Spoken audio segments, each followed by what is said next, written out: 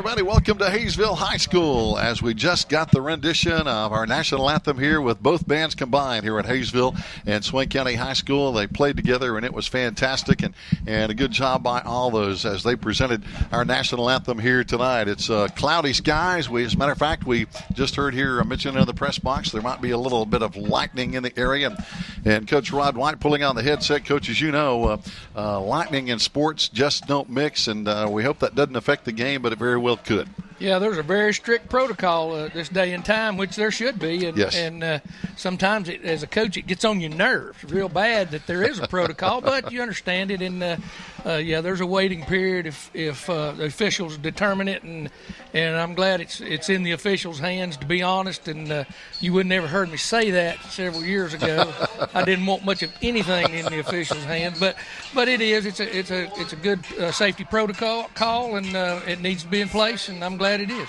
Oh, no question about it. And as we all know, they're going to be keeping us abreast of any of that activity, because we look out there and such a beautiful view here at Hayesville High School. You look out there and see those beautiful mountains, but a lot of very dark clouds right on top of us here. Yeah, this has always been a beautiful setting here at Hayesville. Coaching here in the years past, we've had some great football games here.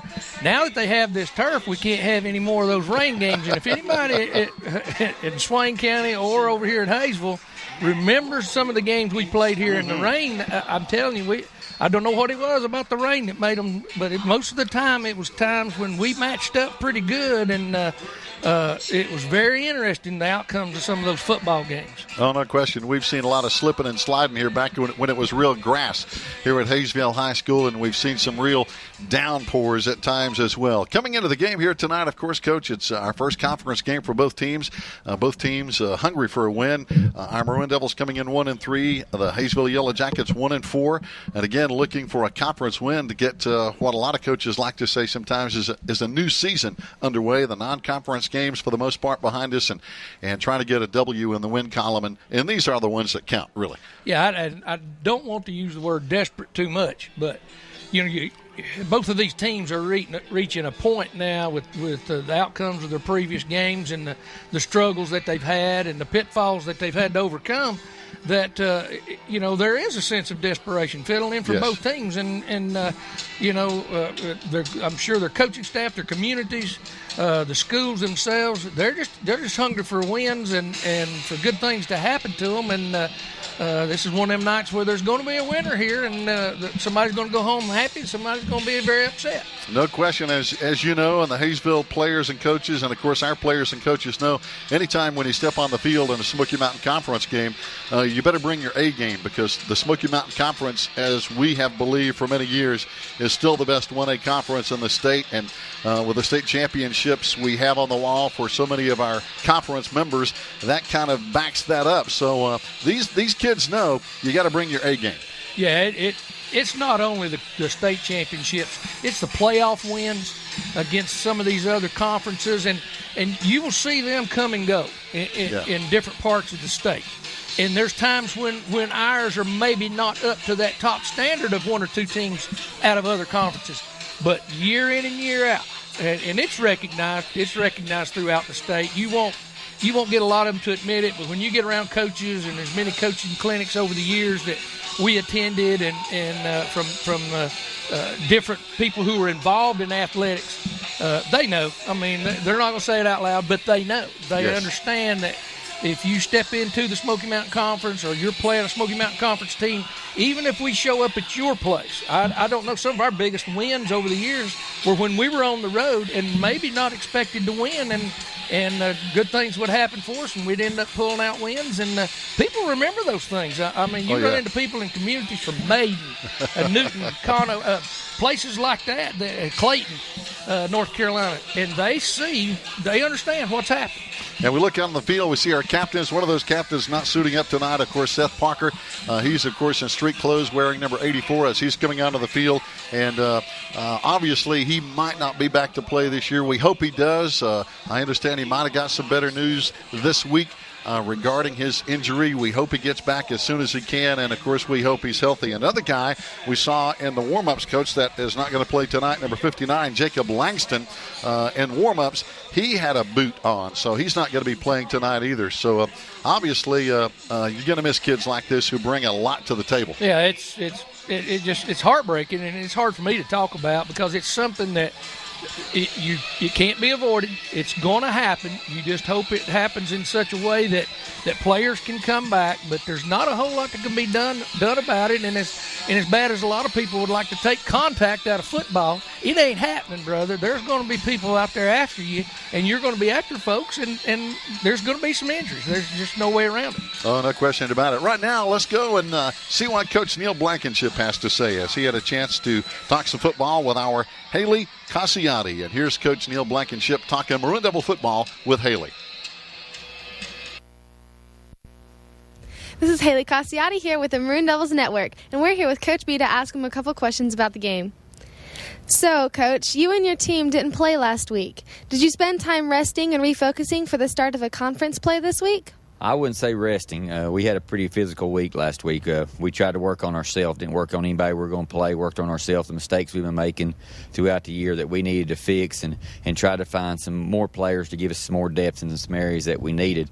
So we pushed it pretty hard last week. We had to go in the gym one day because of the hurricane that blew through and all the rain, but we was able to get our days in that we wanted to get in, but we definitely didn't rest. We kind of pushed them through some stuff that we needed to work on, and we got to quit doing the same, making these same mistakes we've been making all year. Right. We open our conference play this week by going to Hayesville. What have you and the team done in preparation for the Yellow Jackets? Well, first of all, we've been talking about working on taking care of this football. Turnovers have still been our biggest problem, and then the big play scenario where they get big plays from us, we can't allow that to happen, and getting off the field, we can't allow the long drives and stuff. So, we got to do that against Hayesville. Their quarterback's very athletic.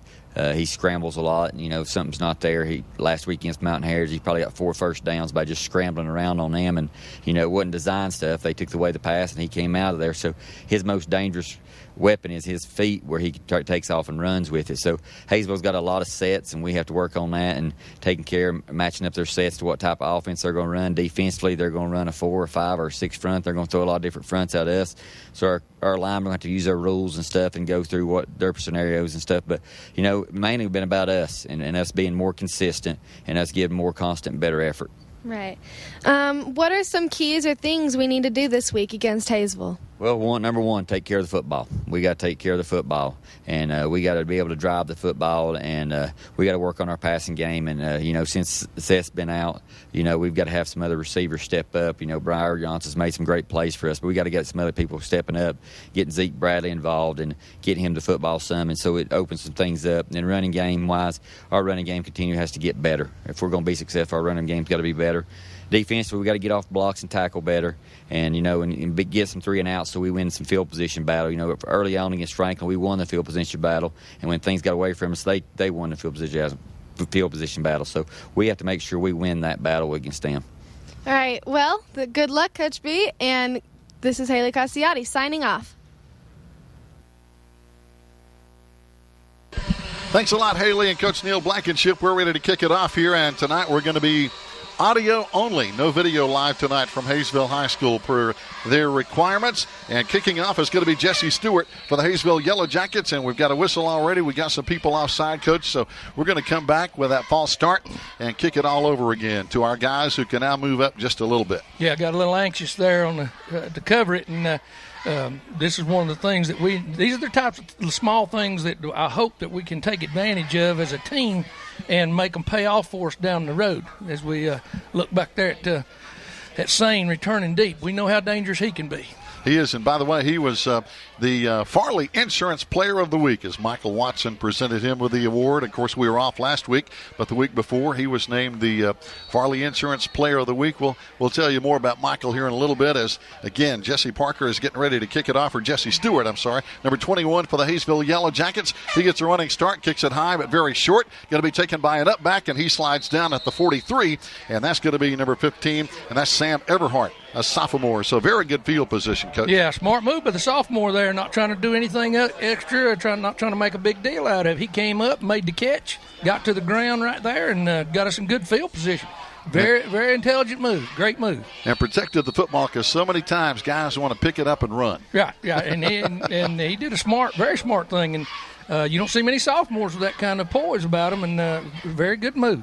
Got a man in motion here as we start on first down from the 43. Breyer in motion. We toss it in the backfield, and back there is Tanner Wiggins. He's in the backfield. He's down the left sideline, and that's going to be a foot race, and the only guy to catch him back there was Colton Thomas, one of the seniors wearing number 5 for Hayesville, but a big play on first down. Yeah, when folks get a chance to see this, you'll notice something that our offense did differently. We put our tailback back there a little deeper. He's got a little more speed, and he was running downhill the whole way rather than sideways. Great blocks on the corner out there by the lead back and up back, and just a good look at some of the things to come. Got split backs here again behind Brody.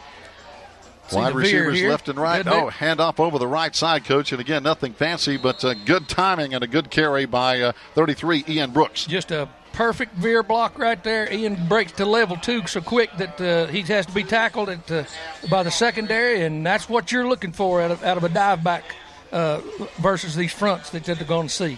Now, we saw Big Nolan Brown coming in. That means we're probably going to see more guys up front on the offensive line. And we're going unbalanced this to the right-hand side, running the veer there again.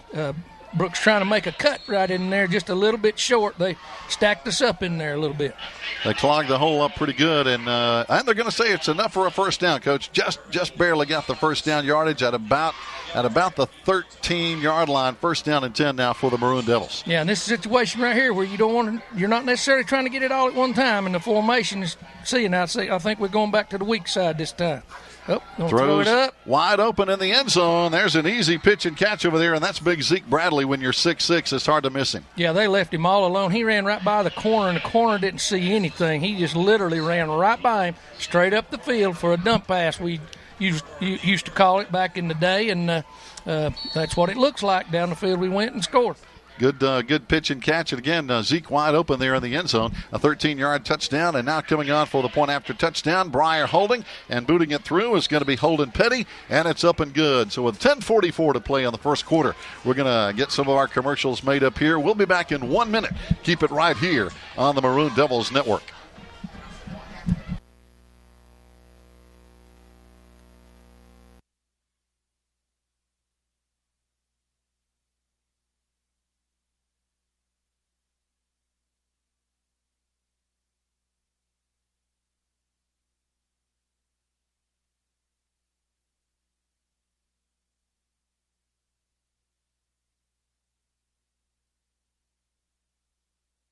Jackets, number 17, Mark Cothran, number 14, Logan McCool, and number 6, Keith Cook.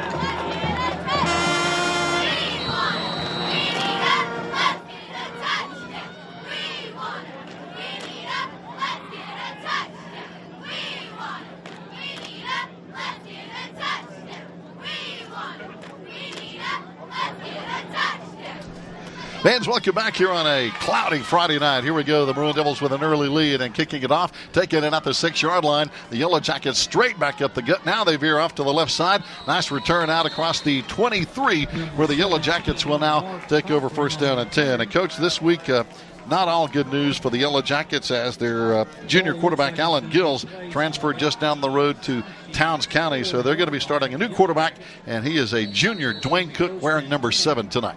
Yeah, it's always a heartbreak when a kid transfers out. It's somebody that you've been depending on and expecting to be there. But whatever the circumstances were, they've got somebody new there tonight, and they start out with a pretty good play. It's a play we saw against Franklin ran against it. It's a counter trap, and with the lead back there out of the gun. And again, their quarterback, number 7, Dwayne Cook, junior, 6'3", 175-pounder. Passing this year, he's 11 of 14 for 92 yards. Alan Gillis, who transferred, was their leading passer and rusher, of course, 26 of 55 for 347 yards in the air, and he had also run for 251 yards on the ground. So he's just down the road. Of course, interesting scenario here. That's just across the county line down in Hiawassee. Heading up to the right side, Hayesville stays on the ground, and this time Colton Thomas on the carry. Yeah, Hayesville's offense lends itself to the fact that the quarterback pretty much has to be a running back. Yeah, he is just a back that takes a snap like the old single wing days. And when you get in a gun like that, and you're going to try to run the football the way they're running it, he has to be a pretty good running back. And if my guess would be correct, and I don't know this to be a fact, that he probably was a running back or receiver who probably started for him before tonight. And now they're going to line up. Got almost two wings on the set this time. This time they're running right into a bunch of maroon and white jerseys. Leading the charge inside was big number 73, William Paul, who really closed the gap. Yeah, I'm not so sure he got that. That's according to where the head linesman over there spots this thing. But I believe it's going to be fourth and a short one for him. It is going to be very close, Coach, and Coach Blankenship thinks it's short. Talking about some of their linemen, they have some good size up front. Adam Leak, 5'11", 230. Dalton Long is 5'10", 262 pounds. And Colton Martin is 5'8", 267 pounds. And it is fourth down. Looks like they're going to line up. And try to go for it. They're going to show they're going to go for it. Let's see if they try to draw us offside. Fourth and short. No, they're going to hand it off and go. And I'm not sure he even made the line of scrimmage, but we'll see from the spot over there what they've got. And that's what it's all about, is the spot. But the way he's spotting it, wow, it's going to be close. It's right at it if they didn't get it. But right now, I believe he's a little short. No, now they're telling me it's a first down. It's extremely close. They need to measure that one. I don't know who makes that decision. The head official, that ball should have been measured. That was way too close to be just judged from right there. Yeah, and Coach Neil Blankenship is in the official's ear over there asking, hey, how about a measurement? And he's not going to get one. They moved the sticks, so it's too late now with 8:34 to play in the first quarter. Yeah, that's an official that's got anything about him. He's going to measure that one. Coach Blankenship not happy with that at all. This time, pass quick to the outside. Over there quickly on the tackle is Tanner Wiggins, as he is always quick on the draw to get his man. Yeah, they got rid of that ball quick, short route there, and we'll kind of see. He threw that ball real well. We'll see what kind of arm he's got here in a minute, I'm sure. Tyler Swanger on the receiving end. Again, Dwayne Cook is the new quarterback for the Hayesville Yellow Jackets. He's a tall kid, 6'3", 175-pounder. And, Coach, so at 6'3", he's going to get a good look at the field, good vision from back there, this time lining up in the shotgun. And he turns and hands off again, trying to bounce it outside. Great pursuit. Not much room out there. A lot of guys coming up on the play over there, led by Ice Littlejohn and defensive end Thomas Allen. Yeah, Coach Blankenship went to the wolf front, then the three-man front, and it's all about when you go to that three-man front, folks getting in alleys and taking great pursuit angles to get the football, and we did a good job on the edge there. So now 7-0 Maroon Devils, 7:23 to play in the first quarter. We're broadcasting audio live on WBHN 1590 in Bryson City, and, of course, on the internet at maroondevils.com. No video tonight, but we're, of course, recording it. Here we go. Wide side, in cut. That's covered. Oh, right down the middle. Pass just a little behind the receiver, and good play back there, as always, by number 11, Tanner Wiggins. Yep, Tanner did it again. They pick on him, and he shows up. So there we go. He's a tough kid every Friday night. And, you know, Coach, he doesn't come out a whole lot. He plays a lot of downs. Well, it's kind of been demanded of him through some of the attrition rate that we've had, some injuries, and he's the kind of player that you hate to ask it of him, but he needs to be on the field every play because he can make plays happen for you. Oh, almost blocked it. High punt, not real deep. Going to let it bounce. It's going to take a sideways bounce, and we're going to get it at the 41-yard line. So, again, coming in hard over there, William Paul almost got a hand on it. Yeah, he stuck his paw out and just missed it. He just about got a paw on that thing, and that was a good rush. He took a great angle and didn't go straight at the punter, and always come in at a different angle, and that way you get the ball, not the punter. Outstanding job over there. And William Paul, one of those guys who has that experience as a 3-year starter on this Maroon Devil football team, is now we're lining up with a new set it down. First down and 10, our second series with a 7-0 lead here. Just about halfway gone in the first quarter. Got a man coming in motion. He cuts back upfield, and now Brody's going to run the option. He's going to carry, has the first down to the 47 of Hayesville. Yeah, that's impressive. He made the first man completely miss. He didn't. Yep. He couldn't get enough on him. When the defender pushed the issue like that, Brody knew what to do with the football. Stick your foot in the ground and get north and south. And that's what he did, and just made him miss. I'll tell you, Brody is senior too, Coach. And he runs the offense. He's the guy that makes it go. This time he's got 3 wide receivers, 2 on the left, 1 on the right, and the split backs right behind him. He has a straight drop, fires out to the right side, got his man. Pass complete out here to his big target, 6'6", Zeke Bradley, and he's close to a first down after about a 9-yard pickup. Yeah, he threw that ball. The only person that catch that football right then was Zeke. And if Zeke didn't get it, nobody else was going to get it. And he went up and pulled the ball down just like he's coached to do, and great-looking play. And right now they're putting the ball game kindly in Brody's hands, and that's the way it should be.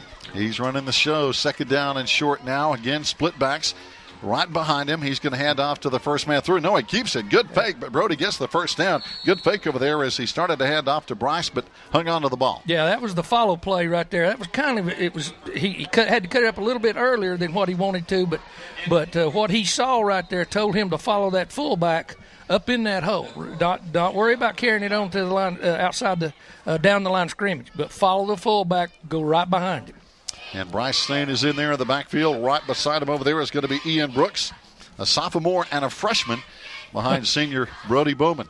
And Brody fakes the handoff, rolls, fires, slant pattern. He's got his man, Briar Yance. Nice completion down to the 15-yard line. That was a great throw. He's rolling to his left. He had to throw his shoulders around, put the ball right on the money, and Briar never missed a beat. To catch the ball going in there, that takes guts. And he didn't make any moans about it. He caught it and got upfield with it. He was in traffic, wasn't he? Because he had that defender right on his backside. Yeah, and you said there's a freshman and a sophomore in the backfield. Yep. How many times in Swain County history has that been said? I don't think I've ever heard that said before. I don't think I have either, Coach. That's extremely rare. Yep. Maybe never.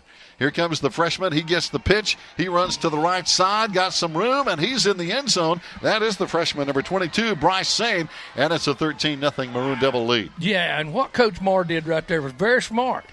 Instead of being in split backs and run it, that was kind of a predetermined pitch, and he puts Sane back there at deep tailback, and the I-back tailback heavy sets his fullback so that he's coming straight downhill, pitches it quick, and it's just like you're running a toss sweep like the first play we saw of the ball game, and he was gone with it. Yep, had plenty of room on that right side now. As coming on for the extra point is going to be Holden Petty, and he boots it up, and he's got it. So with 5:10 to play, the Maroon Devils out to a 14-0 lead over the Hayesville Yellow Jackets. We'll be back in 1 minute with that kickoff here on the Maroon Devils Network.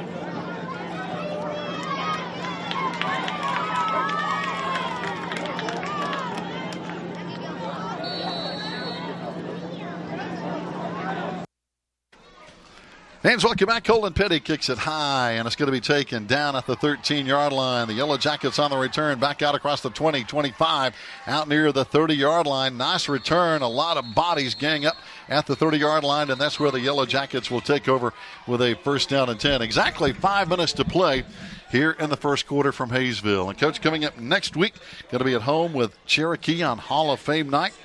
And, it's hard to believe, but we've got this road game. Then we go to Rosman, and we go to Robbinsville. But the rest of our games are going to be at home this year. Yeah, that flip-flop always takes place.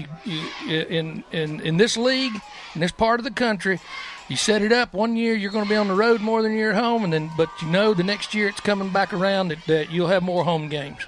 So we'll be at home at Cherokee, and that's shaping up to be a huge game next Friday. Here we go. Yellow Jackets first down, handing off, running to the right side. Got some blockers out there, and he carries up to about the 34, a 4-yard gain on first down. Yeah, they tried an off-tackle power play right there by pulling the backside guard and leading with the backs out of the gun. And we did a pretty good job stopping it. You don't like to see them get that much on first down, but if you can keep them under that, then they'll be pressed for fourth downs every time. Coming in with a play now from the sideline, it's going to be Dustin Freeman, one of their juniors. The Yellow Jackets under the direction of head coach Kenneth Dockery in his second season here. And, of course, wearing their black with Vegas gold. Here comes the quarterback, keeps it to the left side. On a lot of bodies there for a short gain of 2 out to the 36-yard line. It's going to bring up a third down and about a short 5. Yeah, it's a standard play out of that shotgun or pistol formation, they call it. Quarterback's just a little bit tighter to the line of scrimmage, and they pull the backside guard and the tackle. They fake to their single back there, and they pull the backside guard and tackle and try to turn it into a power play off tackle. Like we saw it against Smoky Mountain, we saw it against Franklin. It's just they use different people to do the same things. And we'll probably see it again a couple of weeks down the road, don't we? Oh, yeah. You'll see this a lot now. It's a coming type offense for people. And, got a loose football. It's going to be picked up in the secondary by Holden Petty. Hayesville turned it over, and Petty was right on top of it as the running back tried to cut back inside, Coach, and somebody reached in there and jerked it out. Yeah, he just pretty much got stripped of the football, and it shot straight upfield into the secondary. It looked like he had first down yardage there, but he got stripped right at the first down marker, and the ball popped out and took off on him. And we were heads up enough to recover it. It about shot all the way through the secondary. Yes. Holden was there and jumped on it quickly, so now we have the football on a big turnover at the Yellow Jacket 48-yard line. 3.5 to go in the first quarter with a 14-0 lead, and this time we're going to bring 2 out to the right side. Come over here, it's going to be Dylan McLeod and Jesse Waldrop. For quarterback Brody Bowman under center. He's going to run the veer option, and boy, he's grabbed on the backfield and has nowhere to go, Coach. And I mean, he just basically had nothing to do. He stuck. That's when you're asking a young man, and anybody that's ever played a veer quarterback is about the only people that can really understand this, or if you've ever coached it. If you're asking him to read what he sees and to make a decision within less than a half a second, it's not. He takes a pre-snap read, but he's also reading it as the ball after the ball snapped. And you're not going to be right every time. You're not going to be. Yep, and he had 3 guys in the backfield with him, and here they come again. Got pressure again, dumps it off, pass complete to Tanner, but he fell down. That turf monster got him over there. Turf monster got him. Tanner's already. He was irritated about it before he ever hit the ground. You could see it in his eyes. Good yardage though. It brings up third down, but threw the ball right out there perfect. And there again. It's impressive when he sprints to his left side and him being right-handed and the way he can snap that ball and as accurate as he is, sprinting to his left and throwing that ball right without stopping, still on the move. That's a difficult thing for any quarterback to do. It is. It's a hard throw to make, isn't it? So now 3rd down and 4, 2:25 to play and counting in the first quarter. This time Twins on the right side. Back in the gun again is going to be Brody. Rolls to his right side, looking, got a man wide open and overshoots him. Down there open in the secondary was Holden Petty down on the sideline. And Coach, he gunned that one. Yeah, just a little too much on the ball and just overthrew him. It was a good fade route to the outside. Flag route, basically, just cut it off a little bit shorter. We got a holding penalty against us, and I'm sure they will decline it. And that'll bring up 4th down. And by the way, that receiver was Dylan McLeod instead of Holden. Sometimes at 8 and 9, when they're running sideways, you can't tell which is 8 and which one is 9. They're both got their backs to me, and I can't tell the difference right now. But that was Dylan McLeod. He's our senior. Of course, Holden is a senior as well, and they're both outstanding receivers. So now Hayesville got a couple of guys back deep inside the 10-yard line. Yeah, we're lined up to punt, but we'll see what happens right here. They may be playing a little safe since we got a two-score lead on them right now. Yeah. Tanner hangs it high. Fair catch, taking it at about the 14. Hayesville will get it 1st down and 10. But their defense stood up and got the job done on that series. Yeah, it's been we kind of had our way with them, and then right there we had some struggles. But there again, like I say, if you're truly going to be a veer offense, you're going to have to be able to throw the ball some, get people off of you. but it rests, and it's hard to turn that power over to a quarterback. The rule most of the time is if they're young quarterbacks, you predetermine what he's going to do with the football. But as they get older, you turn them loose with it, and that's what they're doing. And he's going to misread it some. Here comes Hayesville now lining up in the shotgun. It got it back to the right. He turns and hands off to that back, and he runs around the left side. Cutting him back inside over there was Ren Gunner, who is just having a great season. 45 tackles. He's our leading tackler on the year, Coach. Yeah, they tried a little bit different blocking scheme right there. That was the true zone read, where every one of your linemen are stepping to the zone side, and he's reading the end man on the line of scrimmage, and he chose to give it then. Then the man's unblocked, and so it we made a good tackle for a short gain there. Good linebacking play this year. Ren Gunner back there, Ice Littlejohn back there. They get it done. Our defensive ends also having a good season as well. Again from the gun, they run it out quick here. A receiver screen out on the left side, but coming up with a good hit. Briar Yachts hit him and got him off balance, and coming up to knock him out of bounds over there was Dylan McLeod, but a big hit by number 3, Briar Yachts. Yeah, we were kind of slow reacting to that, and I'm not real sure why. I don't know exactly what coverage we were in right there, but we broke on the ball a little bit slow, and then you don't see that much when Briar gets to the football that he bounces off of somebody. So it gives them first down yardage, and we'll see if we'll do this set of downs. And Hayesville had a lot of bodies over here too, Coach, with those wide receivers blocking out front. Yeah, it's like a long running play to them. They just flip it out here as quick as they can and let him get out here on the wide side of the field and pick up yardage. This time they run to the right side, right behind that wing over there. This time the handoff is going to go to Colton Thomas, and he runs into a bunch of guys in maroon and white. Some of those guys in front are Nolan Brown in there as he gets up off the bottom of the pile, and also over there helping him out, William Paul doing a good job. Yeah, they're not having much success with that blocking scheme now. That they're doing the same things we saw from Smoky Mountain, doing basically the same thing we saw from Franklin. But we're doing a better job of closing the line of scrimmage and not allowing those alleys to form inside of our the defensive linemen. And now we're back in the wolf front. And that same inside route pass.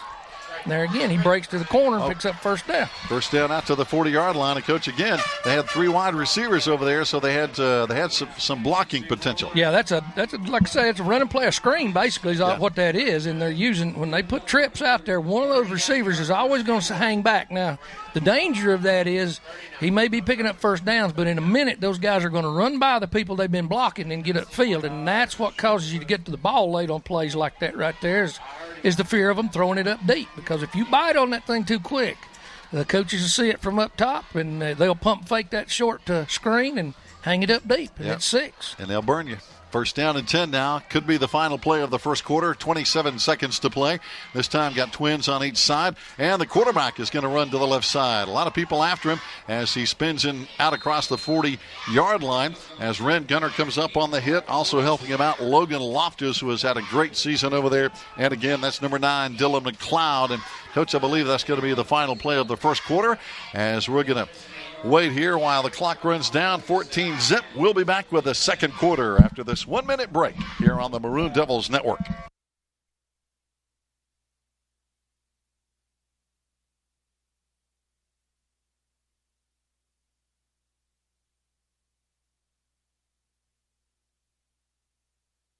First half is the Swain Maroon Devils 14 and your homestanding Yellow Jackets 0.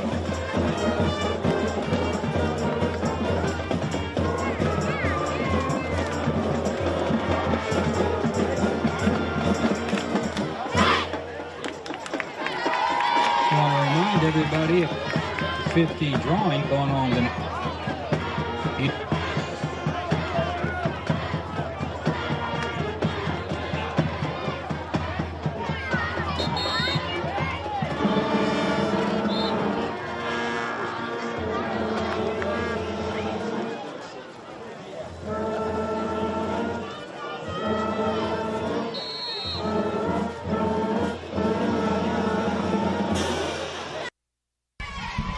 Fans, welcome back. 1 quarter in the books, and the Maroon Devils with a 14-0 lead here as Hayesville is now looking at second down and about 7 to go. We swap into the field, and they're on the 42, going left to right. Quarterback fakes, throws. Oh, it's going to be picked off. He overthrew his man. There's Briar Yance with the pick. And he comes back, and looks like we had a whistle blow, but I'm not sure the quarterback ever saw him, Coach. No, he never did see him, and he tried to make something out of nothing right there. We had good coverage, and there again, that was the beginning of what we were talking about a minute ago. There was twins out there, and he pump faked to that short receiver while the other one was running deep. We had him covered. And then he tried to run out there or run around back there and make a play in the middle of the field, and that's dangerous. Yep. And we made him pay. And Briar comes up with a big pick, 11:49 to play on the first play of the second quarter. And now we're going to take it over in really good field position at the 34-yard line as Brody comes in with the instructions from offensive coordinator Jeff Marr over on the sideline. Now here we go again. We got the heavy eye, offset eye. To the tight end side, same play we saw a minute ago, downhill, different results. So this time. They come up with a tackle. Bryce Sane never had a chance, coaches. They had people in our backfield before we did. Yeah, they didn't bite that time on any type of veer fake or whatever. That was a true sweep, and he may have been lined up a little short. I don't know, but it doesn't make any difference. Hayesville played that one real well. This time we're going to lose about 6. It's going to bring up second down and about 16 as we've got to get down inside the 24-yard line for a first down now. Well, now what I'm looking at right now should scare Hayesville. Briar Yance is to the wide side of the field with 2/3 of the field, and they got one man-to-man defender over there. And here we go. There goes Briar, but he didn't get him open. There he goes. Yep. Brody tucks it and runs, but of course, once he was past the line of scrimmage, Briar broke free. Yeah, he sure did. And but that was good. That was good intentions right there. It really was. And they put a little more pressure on us than I expected them to. But you see that one-on-one coverage out there in Briar Yance. I don't want to be out there. Yep. I'm not going to ask many of my players to be out there one-on-one with him. That's a lonely place to be, isn't it? Yep. Briar very athletic at 6'2", the senior. This time he's going to line up over here on the left side. Over here on the slot beside him is going to be Dylan McLeod, number 9, and single coverage man-to-man as well. Brody looking, firing, and he's got his man at the 25-yard line this time. Dylan McLeod comes up with a catch, and he slides down, and that's going to be just short of the first down. Yeah, and right here I make a decision right here about what we're going to do, and it looks like this is a situation right here where I think with 2 scores on, we can chance it and we can go for this one. And it looks like that's what Coach Blankenship has decided to do. Fourth down and about a short 3, if you will. Just under 10 minutes to go here in the second quarter. Yeah, we brought the big bodies in. We're heavy. We're unbalanced to the short side of the field to the left. Veer backs. Running the veer. Yep, Brody hands off, and I'm not sure if Hunter Burrell on his first carry of the night, he might have it, Coach. He's closer than I thought. He's very close, down inside the 25-yard line. It's got to be a first down. They can't measure it. They said they're not going to measure any of them, so. It's a first down. he dove in there. He got it, so what goes around comes around, That's right. doesn't it? Yeah, it was close enough. That one should have been measured, but I'm glad they didn't measure that one. That's it. It was very close. So now quickly back up to the line of scrimmage. Same formation. We're still in unbalanced, loaded up, run the veer to the weak side. What's this all about? That was 6. Yeah. Yep. Got a false start. Somebody jumping just a little bit early. Yeah, we snapped that football before they were really ready, and we were gone. That was 6. Instead, we end up with a motion procedure penalty. And Coach, as you know, a lot of times if you're, especially people that run that spread offense, wow, they like to get in that rhythm and go quick. Yeah, it is, and it's unusual to see. I don't think that's been the philosophy for Swain County at any point in time, but it really helps if your kids are ready to go and you still got the same formation. You get your play called, and you're to the line of scrimmage, and you're ready to go. That's it. Snap it quick and go if the defense isn't ready. Here we go. This time Twins to the wide side. Yep. Got split backs behind Brody. Brody rolls, looking down the middle, slant pattern. There's big Zeke, and he almost got it with one hand. He put his right hand up there, but just couldn't get the other hand on it. Yeah, it was a good throw there again. Yep. He put it up there where only Zeke could get it, and Zeke just wasn't able to come down with that one. At that distance too, that's a difficult thing to do because just about 6 inches that ball being underthrown and you're battling for the football. But right there, Zeke's the only one who could get his hands on that one. And he's a big kid at 6'6". And, again, the defender was all over him. But Zeke had that size difference with 9 minutes to play here in the first half. And that's a big difference when you're back there catching that football. I got a whistle on the play. It looks like we're going to have a timeout on the field. Our offense wants to talk it over with 9 minutes to play. We'll be back after this timeout, so keep it here as it's 14-0 on the Maroon Devils Network.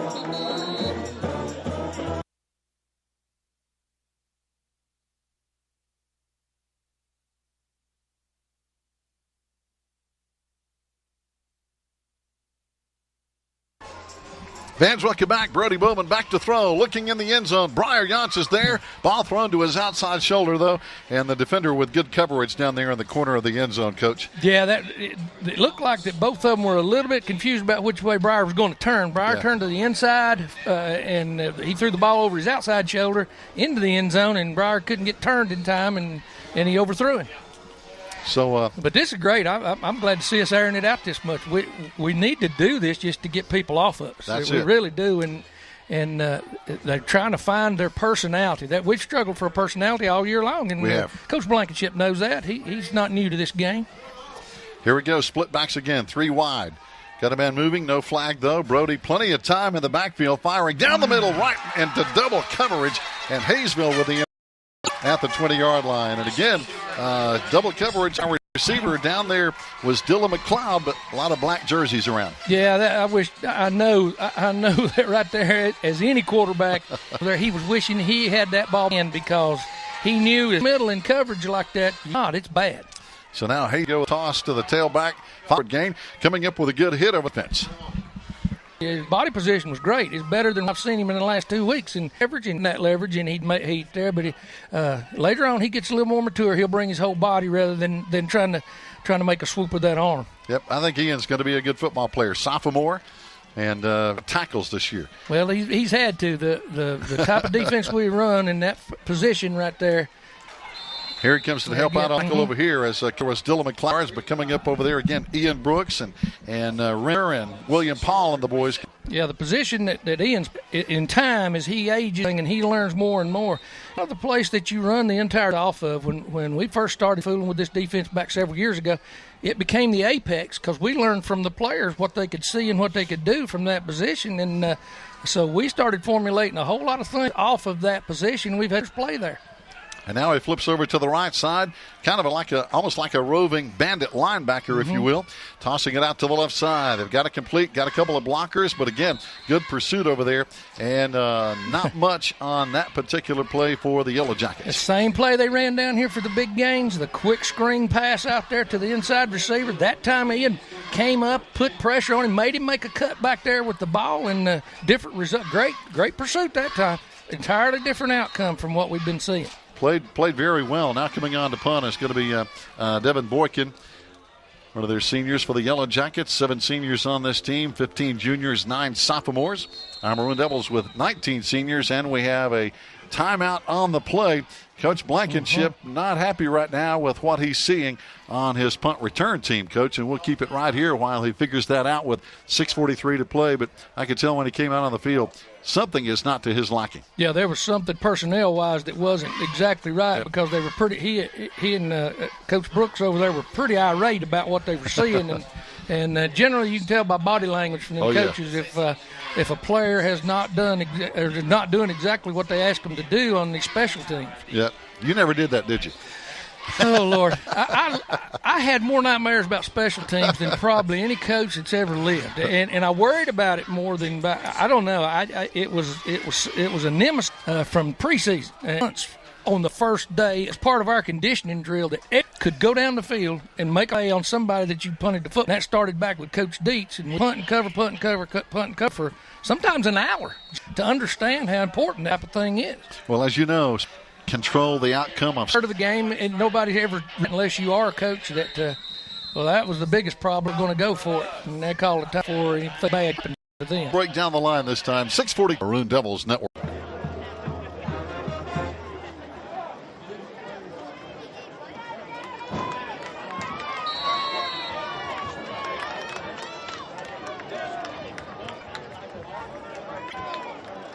They're desperate to win. They're going to get to happen, and they practice all week to come out and gives the turn. Take the ball over inside down and 10 with twins on the left. Blitz, and Brody goes right straight and good on the carry. Yeah, that was Tanner. He on a dive. We base blocked that. A little bit different look. It was just blind scrimmage and let him take it.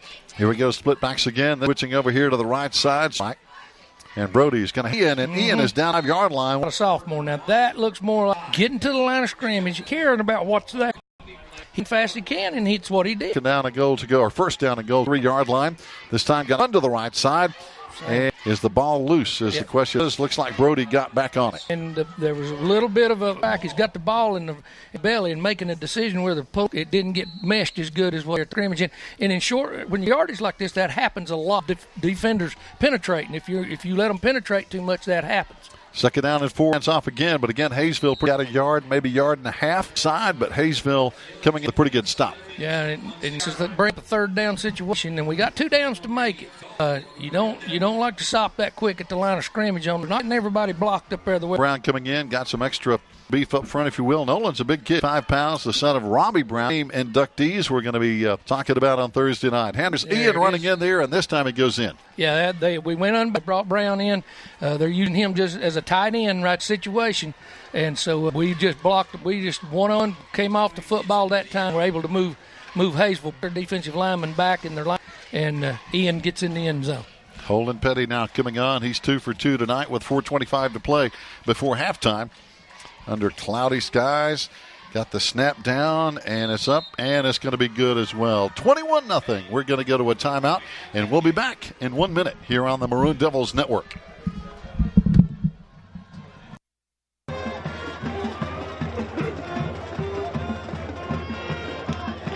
Hey, we'd like to invite all students to the FCA celebration tomorrow at 4 p.m.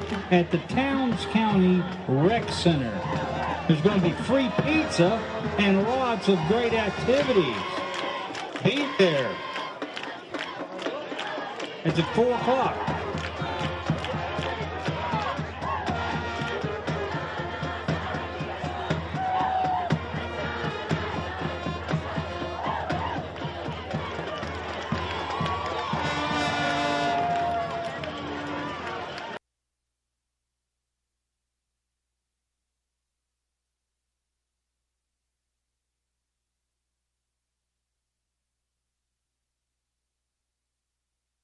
Fans, welcome back live as Holden Petty is going to kick this one way deep. As a matter of fact, it hits in the end zone, bounces out, no return for the touchback with 4:25 to play and a 21-0 lead. And Coach talking about a big event coming up on Thursday night.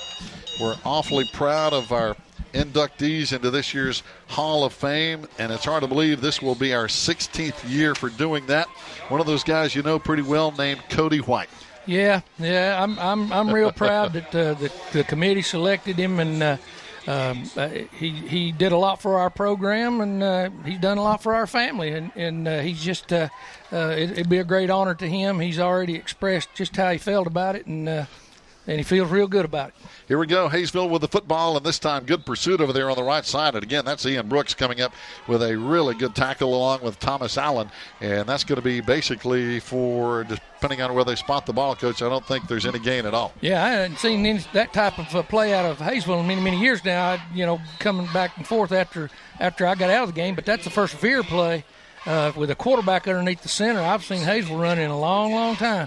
But they ran a split-back veer play that time and gave it to the fullback. Now they're going back to their pistol formation. We've seen a lot of different looks here tonight. This time the quarterback is going to keep it, and he is hit in the backfield, bounces off, got a penalty flag on the play, and he's still going out to the 25-yard line, finally wrestling him out of bounds over here. Now we're going to hit a penalty for hitting a little bit late over there. Ice Littlejohn came up and kind of helped him make the tackle, but 2 flags, and the way it's looking, Coach, they may offset. Yeah, and he took off with that ball headed one way, but the way it had been designed to go, and he did a pretty athletic move by he stopped and came back to the other side of the line of scrimmage. But whenever that happens, you can expect a holding penalty because those offensive linemen don't know where you are, and all of a sudden the defender moves and changes direction. Those offensive linemen are going to grab a hold of them. It is going to be a holding against the Yellow Jackets, personal foul against the Maroon Devils. Let's see how they're going to mark it off here as the football went out of bounds at about the 25-yard line. This is going to be interesting right here because they've got to make a decision here whether the one penalty gets marked off and then the other one gets marked back the other way. Since the personal foul was a dead ball foul, that's probably what's going to happen. So they're trying to figure it out. And talking again about some of the Hall of Fame people, another person you know very well, Kayla Crawley's going to be inducted, and what a career she had. Unbelievable. And I honestly believe that Kayla today could show back up, and she is still as athletic as she was then. And she's in New York right now, and she works up there, and we're in touch with her through Cody and get to talk to her some. And honestly, I believe she can outrun about everybody in Swain County still. She was extremely athletic. Of course, Shelby Parker, one of the best pitchers we've ever had in softball at Swain High ever. It was amazing to watch. It's always amazed me anyway how the softball pitchers can do what they do. But to watch Shelby, it was a work of art. Yeah. I mean, it really was. To stand behind that cage and really watch that ball move when she pitched it and how she controlled it. It was crazy to watch. And a lot of times you didn't see it till the last minute. No. Because she kind of hid that thing. Here we go as they mark the penalties off. Now the line of scrimmage is going to be up at the 28-yard line. Second down and 3 for the Yellow Jackets now as we're back to live action after the penalties got sorted out. And again, Coach, we've seen several different looks here from the Yellow Jacket offense. Yeah, looks like right now they're going back to their pistol or gun set with their double twins on both sides and the one back there. I'm sure their plan is to try to get that quarterback make some decisions. And right now, Coach Blankenship's bringing up a good question, just exactly where that ball should be spotted right now on second down. And you need to question them every now and then. Some officials, they didn't mind you questioning them. Some took offense to it over the years, I learned. But you've got to that you understand something, and they've got to recheck themselves about why they. And now for the first time tonight, talking about the cloudy skies. Ending earlier now, some steady rain. You can see it on the lights, and it's coming down. Not crazy hard, but very steady right now. Yeah, that's nostalgic for me because I don't remember ever being no rain. When it didn't rain. Right. A lot of rain at both places. Those were two had on now. It didn't matter. Never failed. Everybody wanted to ask on the rain. Yep. Especially if we came down the way. Got to go to Rosman. It's going to rain. Oh, boy. But at Hayesville, because we can spawn going, and that for an animal. Yeah, it is. And man, I probably always will be. I'm old. Once that would live in the mountains and we put that stuff down. Here we go. Hayesville, second down screen across the 25 to the 26. To bring up fourth down and third down and 4. Third down, check that. Yeah. Yeah, here they've got to it kind of puts us in a bind with this screen game because what it ends up doing is putting the ball on the hash marks about every time. So that means the wide side of the field is a very difficult with the way they're throwing the football in the screens, and they're going to do it again to the short side of the field.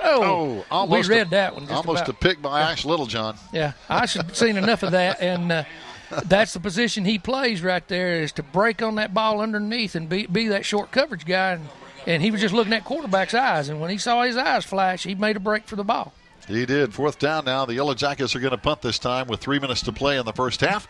It's been a fast-moving first half. 21-0. Maroon Devils on the lead, and we're going to get the football back as Briar Yance is back deep to return. And as you mentioned, Coach, so many big plays turn on special teams. Yeah, I'd like to see Briar get a chance. He's not going to this time. High and very short, though. Going to hit at the 38. Take a Swain High, bounce back to the 30, and that's where we'll have the football 1st and 10. Yeah, that was a 4-yard punt, if my calculations are correct. About a 4-yard punt. He got his toe out on the front end of that ball, kicked it straight up in the air, and it's never an intention, but that's what happened.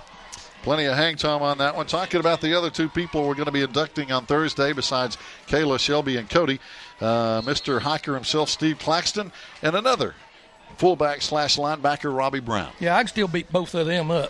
I ain't got no problem with that. And, they're great guys. They really are. They are. And, here comes the handoff to the right side, and again on the carry is going to be Hunter Burrell. Hunter down inside the 20. He's got a first down, a good carry. Great outside veer play. Blocked the tackle down. The end couldn't make up his mind, and he blew right by him just like it's drawn up. That was a great carry. He hit the line of scrimmage like he knew what he was wanting to do. He really did. I guarantee you that's one of the things they worked on last week. But, yeah, talking about Steve and Robbie, the great guys, they're very, very they should be in the Hall of Fame is what I'm trying to say. They're the same play on each. Boy, Brody got stuck that time. Yeah. Coach coming up the linebacker read that one perfectly.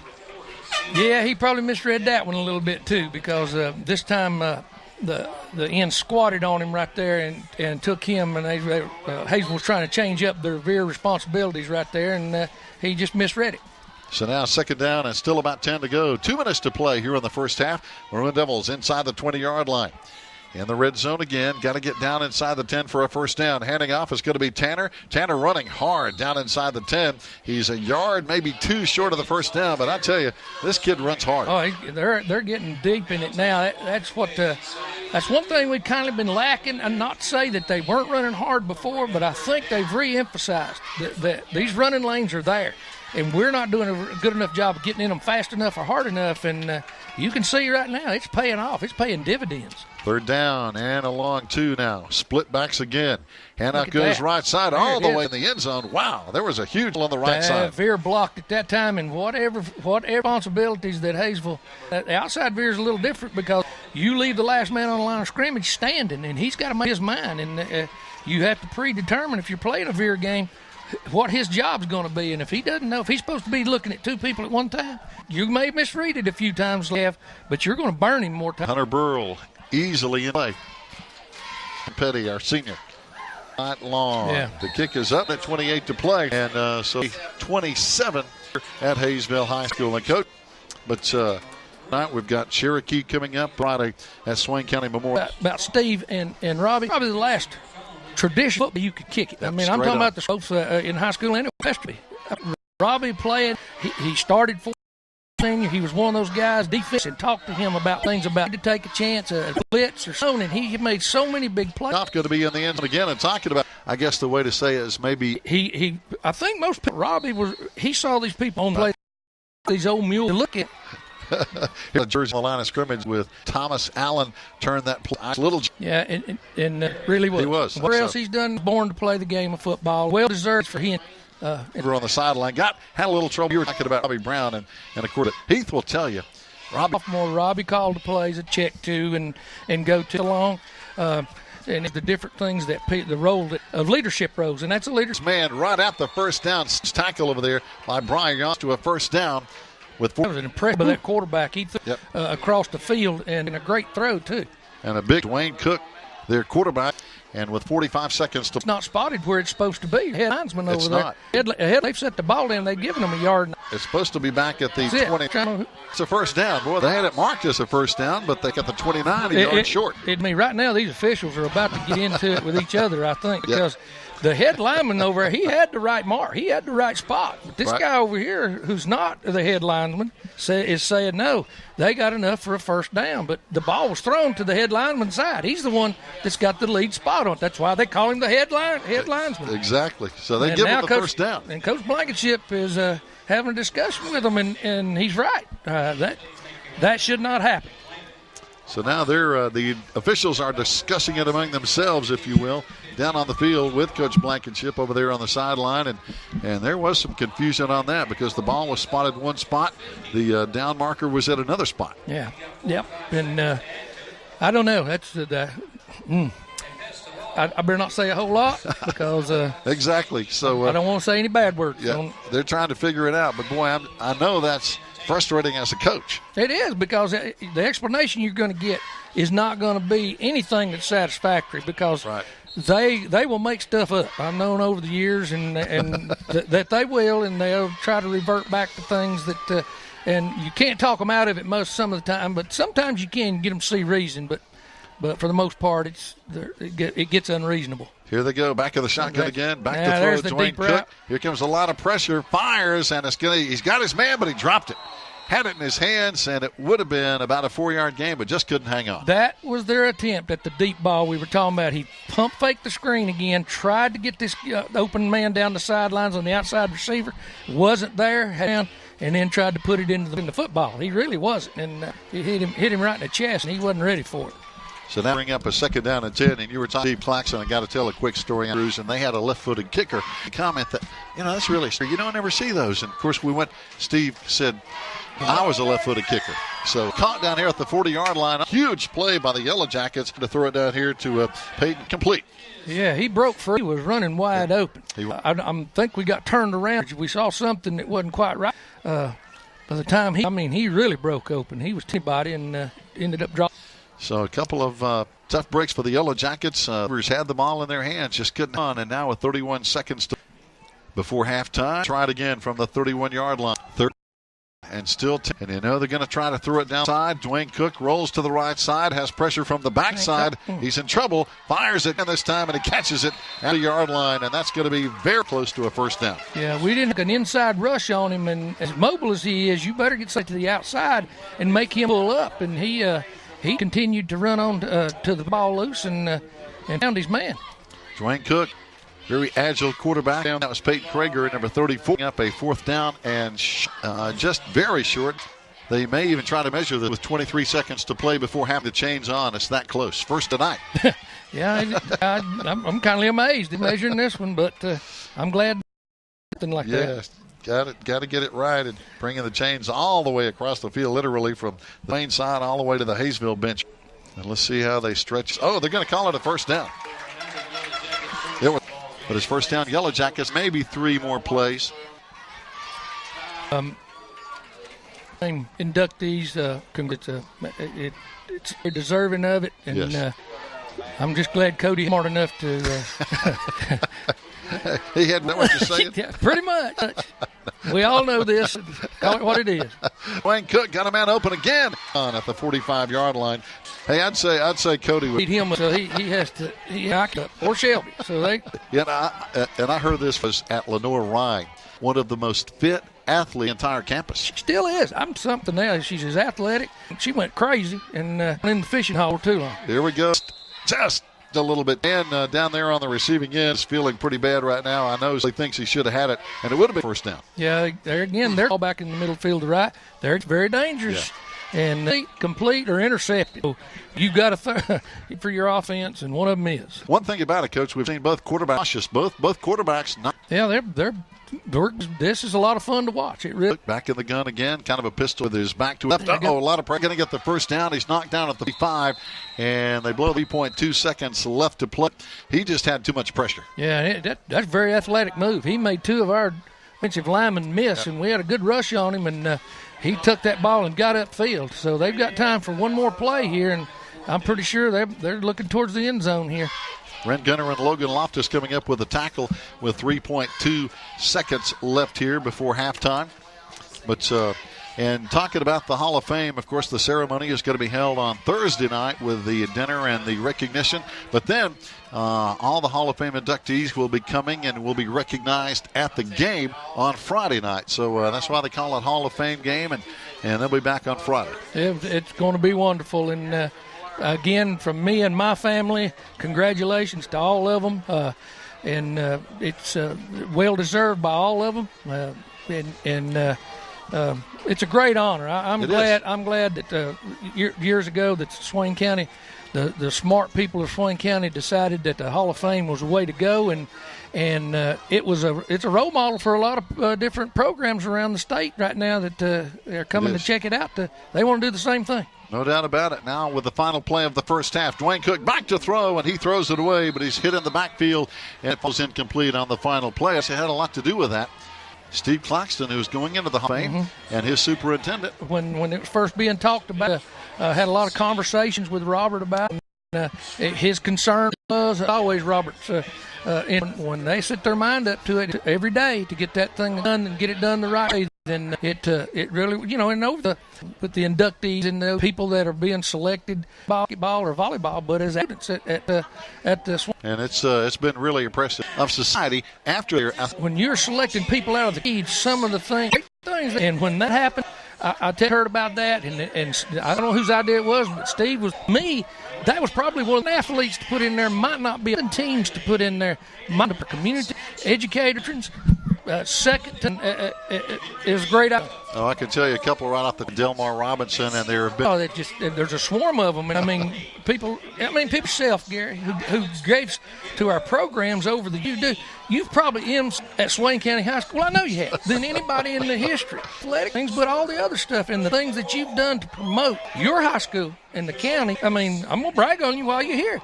There it is.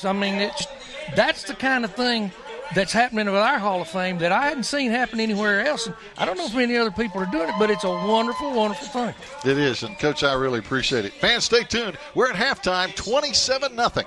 Our Maroon Devils in the lead. Stay tuned. More coming up after this 2-minute timeout right here on the Maroon Devils Network.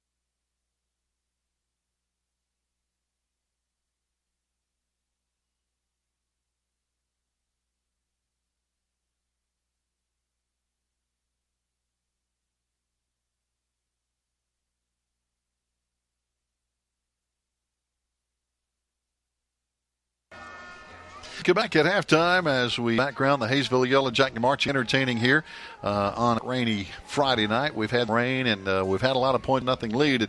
And Toby, as we get your stats here tonight, by the stats, it was a much closer.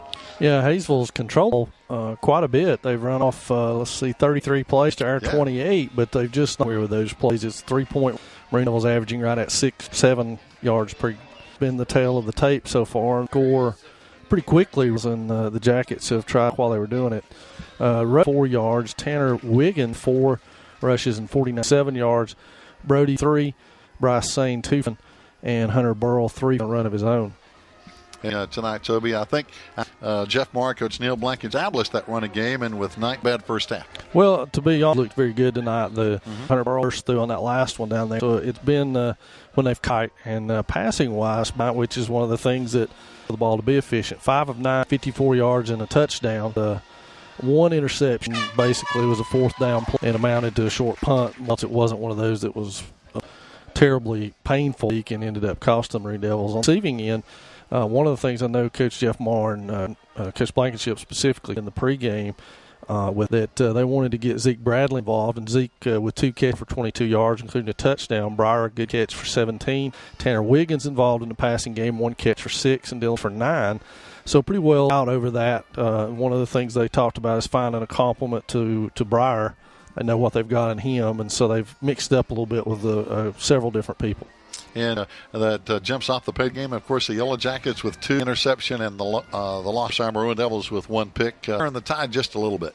Even in defensively, we job a lot of different people. We got Ice Gunner, Ian Brooks to lead the team, 1 or 2, but a good job. And honestly, the line doing a good job getting Hayesville's quarterback on this pass, forcing him into throwing some balls, coming up short on a couple of balls. And so it's been an interesting to see more of what we saw in the first half. We're seeing Maroon Devils with a little more balanced stock. It's really liking to that out and throw some different looks with their different sets. And down to point, you might as well. You got to throw it. Dwayne forced into quarterbacking this week. Not a bad first half. Jacket perspective, he was 10 of 20 yards, and honestly, Gary drops there across the middle, thereabouts, or maybe even better than a couple of balls he was forced into throwing would have been catches. Has been on the mark pretty much all night. He has. We saw 2 there on that drive as time was running out. Hit their receivers right in the hand. Yeah, and there's no excuse for they realize that. Roars, the ball's a little slicker, but still, you get hit in the chest with it, you expect to come up with it. It's one of those things. But I think overall the Jackets, even down 27, have to feel really good about Cook's effort in that first half in terms of setting down that quarterback position. Yeah, and again, he's very elusive. He's talking about their quarterback again as their starter. And again, Alan Gillis left and transferred just across the county line, County, Georgia, down the road in Posse, which it's a different state. Yeah, and no penalty. He can go ahead right away, so I'm sure he's on the field helping out down there. Cook, on the other hand, led their team rushing too, Gary, with 4 yards on 4 carries. Tops on their team out of the 32. So, they got to be encouraged. Done a good job for them, I feel like. Of course, we've been talking about it in the first half of the broadcast. Friday, we host the Cherokee Braves in what is shaping up to be a big conference showdown for both teams coming into that ball game. And besides the ball game being huge, it's Hall of Fame night on Friday following the Thursday induction ceremony. Well, it is, and we hope everybody will come out. If you're in the Bryson City area and you've not made one of those, you really owe it to yourself. It's a special night, one of those nights where you really get to wallow in the history. And I know you and I love that, to be able to go back in history and relive some of those glory days and some of those good old days through some of the most outstanding athletes who've ever been at Swain year in and year out. And this year's no exception with 5 inductees who are some of the best that Swain's ever seen. Oh, it's amazing. The inductees, year after year you think, okay, wow, the cupboard is starting to get a little bare. But year after year, it's almost like it just keeps getting better almost. And after 16 years, to have the amazing caliber of athletes that we're putting in this year is, it just keeps surprising me how good of a job the Hall of Fame board and the committee does with coming up with these people. It's no easy task, I can tell you that much from somebody who's in the room with them when they go through this process. It's not easy at all, and this year I really feel like they got 5 outstanding folks who belong in the Hall of Fame. I'm really tickled that they have selected them and opted to go with all 5 and put them in. You and I have talked about it before off screen. There's so much similarities in this group. It's really amazing. You've got 3 or 4 of them who were MVPs in state championship games or competed in a state championship series in the case of Shelby, to add her to that list. And then you had 4 of the 5 who are collegiate athletes. Yep. And it's just so many similarities. You get white and brown both in their colors. How about that? But that one just came to me. But they're both outstanding 2-way players at Swain who, honestly may have actually been better defensively than they were offensively, but their offensive numbers left them in the top 5 in rushing yardage in school history. They were both MVPs of a state championship game for their efforts, and it's just so many. There's such symmetry to this group in the things that they've accomplished and the things that they've done individually, but it's so comparable, if that's a good word, among the 5. It's very equal.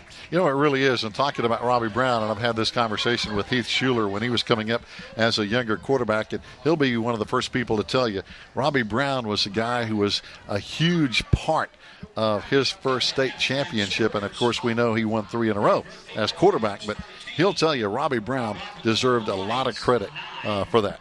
Well, he did, and Robbie, rightfully so, was the MVP of that state championship game, and Yes. he did an outstanding job all season long, not only offensively, defensively. He returned kicks.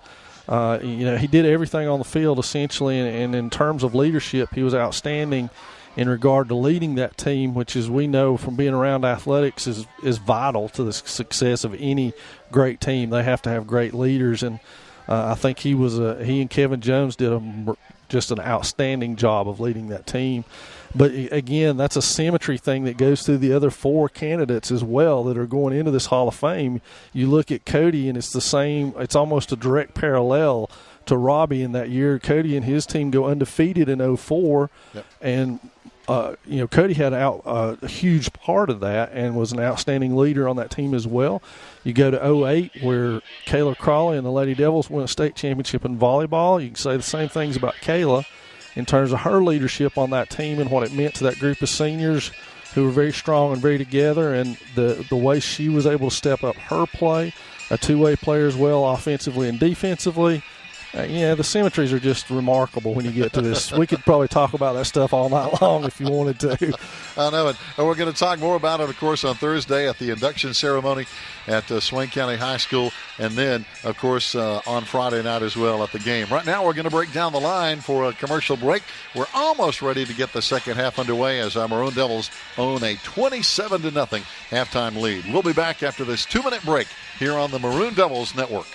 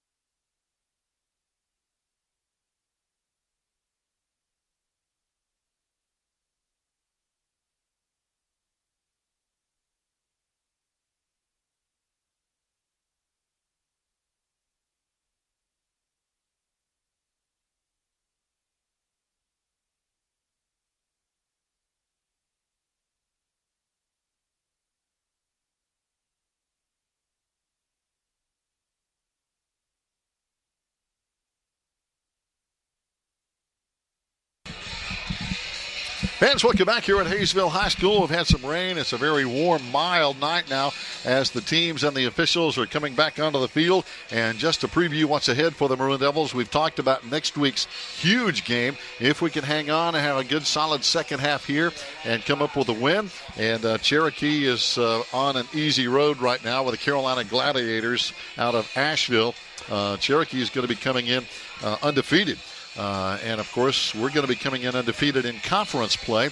We're going to be hosting Cherokee next Friday, and that's really shaping up to be a huge game for both teams next Friday night. A couple of other big games in the conference here tonight as we begin conference play. This is a dandy just over the hill in Murphy. Murphy leads Robbinsville 14-12. That game at halftime, what a big game that is. And a lot of folks are thinking, if you go by the early season, the coaches earlier in the year, if I can find my information, tell you without even looking, really, the preseason coaches poll, the Mountain Conference, had the Murphy Bulldogs as the favorite to win. Smoky Mountain Conference. Now, whether or not that's going to find out. They had Murphy. Now, these are the coaches who voted. Coaches could not vote for their. They had Murphy number 1, Cherokee number 2, our Maroon Devils number 3, Robbinsville number 4, Hayesville 5, Andrews 6, and Rosman 7. So I know the Maroon Devils probably took that a little bit personal, and we'll see if they can rearrange the order next Friday night by hosting Braves. But, of course, right now, Murphy and Robbinsville in a huge game going on over at Murphy, 14-12. Rosman leading Andrews 18-7 in their game there. So next Friday, we're going to be back at home with Cherokee, and we'll have 2 in a row at home. Following Cherokee, the week after that, we're going to be hosting Andrews. Then we go on the road at Rosman October 13. Then October 20. If things develop as we think they could, we have the big showdown with Murphy on October 20th. Then we go on the road for our final road game of the race, October 27 over at Big Game at Robbinsville, before we then end the season at home with, again, the Carolina Gladiators at Asheville. So a lot of football coming up, and we have a lot coming up here. But, Coach, we were just on a huge game going on just at Murphy. Murphy and Robbinsville, 14-12. Murphy leads at halftime. They got a heck of a game on there. Yeah, you expect it. There again, all you have to do is say Smoky Mountain Conference. Yep. And a lot of fire winds, everything gets that big this time of year. Them matching up right when there's not a whole lot, just like there's not between. I'm not going to call it hatred, but a lot of non-love going around. There you go. That's what. No doubt about it. It's just good old rifle for years and years and years. This is nothing new. I mean, I think it even goes back to the when it was 2 Civil Webster, Franklin, and Murphy were in the ice a year. And I think even though we play Franklin now out, I think, and Smoky Mountain as well, that rivalry is still there. They can't live as close to people, and TV-wise, and I mean, heck, kids got kinfolks, right. and this thing gets wound up, and there's been a lot of said over the years. You go back to where some people over the years of that have been done, said, pretenses. We were just Coach Jenkins and I were just outside talking to one of the former coaches from here about some of the ball here and some of the time about it and the outcomes of those and how things got done and it just creates for great rivalries, like you say. It a lot of people don't forget. Some people do forget, but they don't forgive maybe, and I don't know how that works. But I knew as a coach you could use it a lot of times as motivational tools, and you just kind of waited for somebody to do something crazy from another team that you were going to play, and or say something or something happened that's just off the cuff, and as a coach you use any tool you can, and motivational tools like that really help out. Well, it really does, and you were talking about it, and I think it even passes on down, for example, from father to son. We're seeing kids out there playing tonight who had their dads playing. So, I mean, this thing is handed down even in families. Yeah, I coached a lot of their dads, like we've already talked about, and so it gets talked about. And I tell you what, some of those dads, I guarantee you they haven't forgotten. And they get told about it quite a bit from the time they're old enough to about a football or playing in a football game, or they put a helmet on. Told these things, and it gets cussed. It really does, and to be part of that way. You talk about that, hand that stuff down for here. I mean, it's really and that rivalry close as to us as anything that I've ever seen or been around or talked to people, knowing people from both sides of that argument. Series. Here we go with the second half kick. Holden Petty taking out the 6, gets on the return and getting it back over there. It's going to be, looks like Steve's out across the 22. One of our defensive ends and company, along with Ice Little, been in on several tackles tonight. Yeah, and the special teams in the first half. Yep. That kickoff has, for the most part, this coaches have done a good job to the players that this is part of the game, and it pays off. The position right now is going to play a big part in half. Here we go. Hayesville to the right side. The quarterback keeps to the 28-yard line. Nice carry on first down for a 5. It was all athletic movement right there. We had him contain an option look, and when he turned upfield, right. Good carry, 6 years. And again, Dwayne Cook, the junior, 175-pounder, coming in and a good job here tonight. This time he's a different look offensively as well. Yeah, he's got adding some punch to this offense. Come right around the 39 to the 40 line, a gain of about 10. First down in the secondary. Yeah, in the first half and didn't have that much success yardage, so we've got to don't get any kind of momentum right here, Gary. Had the quarterback and then 3 guys in the and it's confusing backfield, and I see that Coach Blake different, and right there it is. There's the penalty spreading that play right out. Designed for me to came up with our own way of running this offense. Basically, you can't have positions out there and running out of that pistol set and back as a running back. Yeah. He's not so rosy.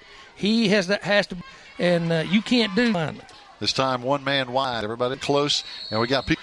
This false start is going to run the same play they picked up back out here to the other side, out here to the wide side of the field.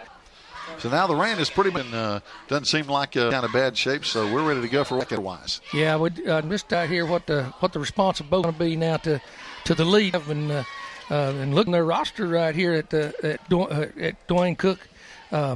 He was listed as a receiver. He had to be a specialist player because he's a great athlete. This is not something new for him to be out there running around. Wow. Very capable. He is going to throw it away. The ball is called a fumble, or are they going to call it? I think call it a fumble.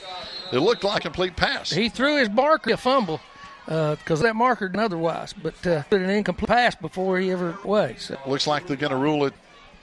Ready to fumble, sure is. And recovered by it there, so it's going to be third and about. Long way. Yeah, a short train ride. Yeah, they got to go in all the way to the fourth. So a long way to go here for Jacket offense with 9:29 to quarter.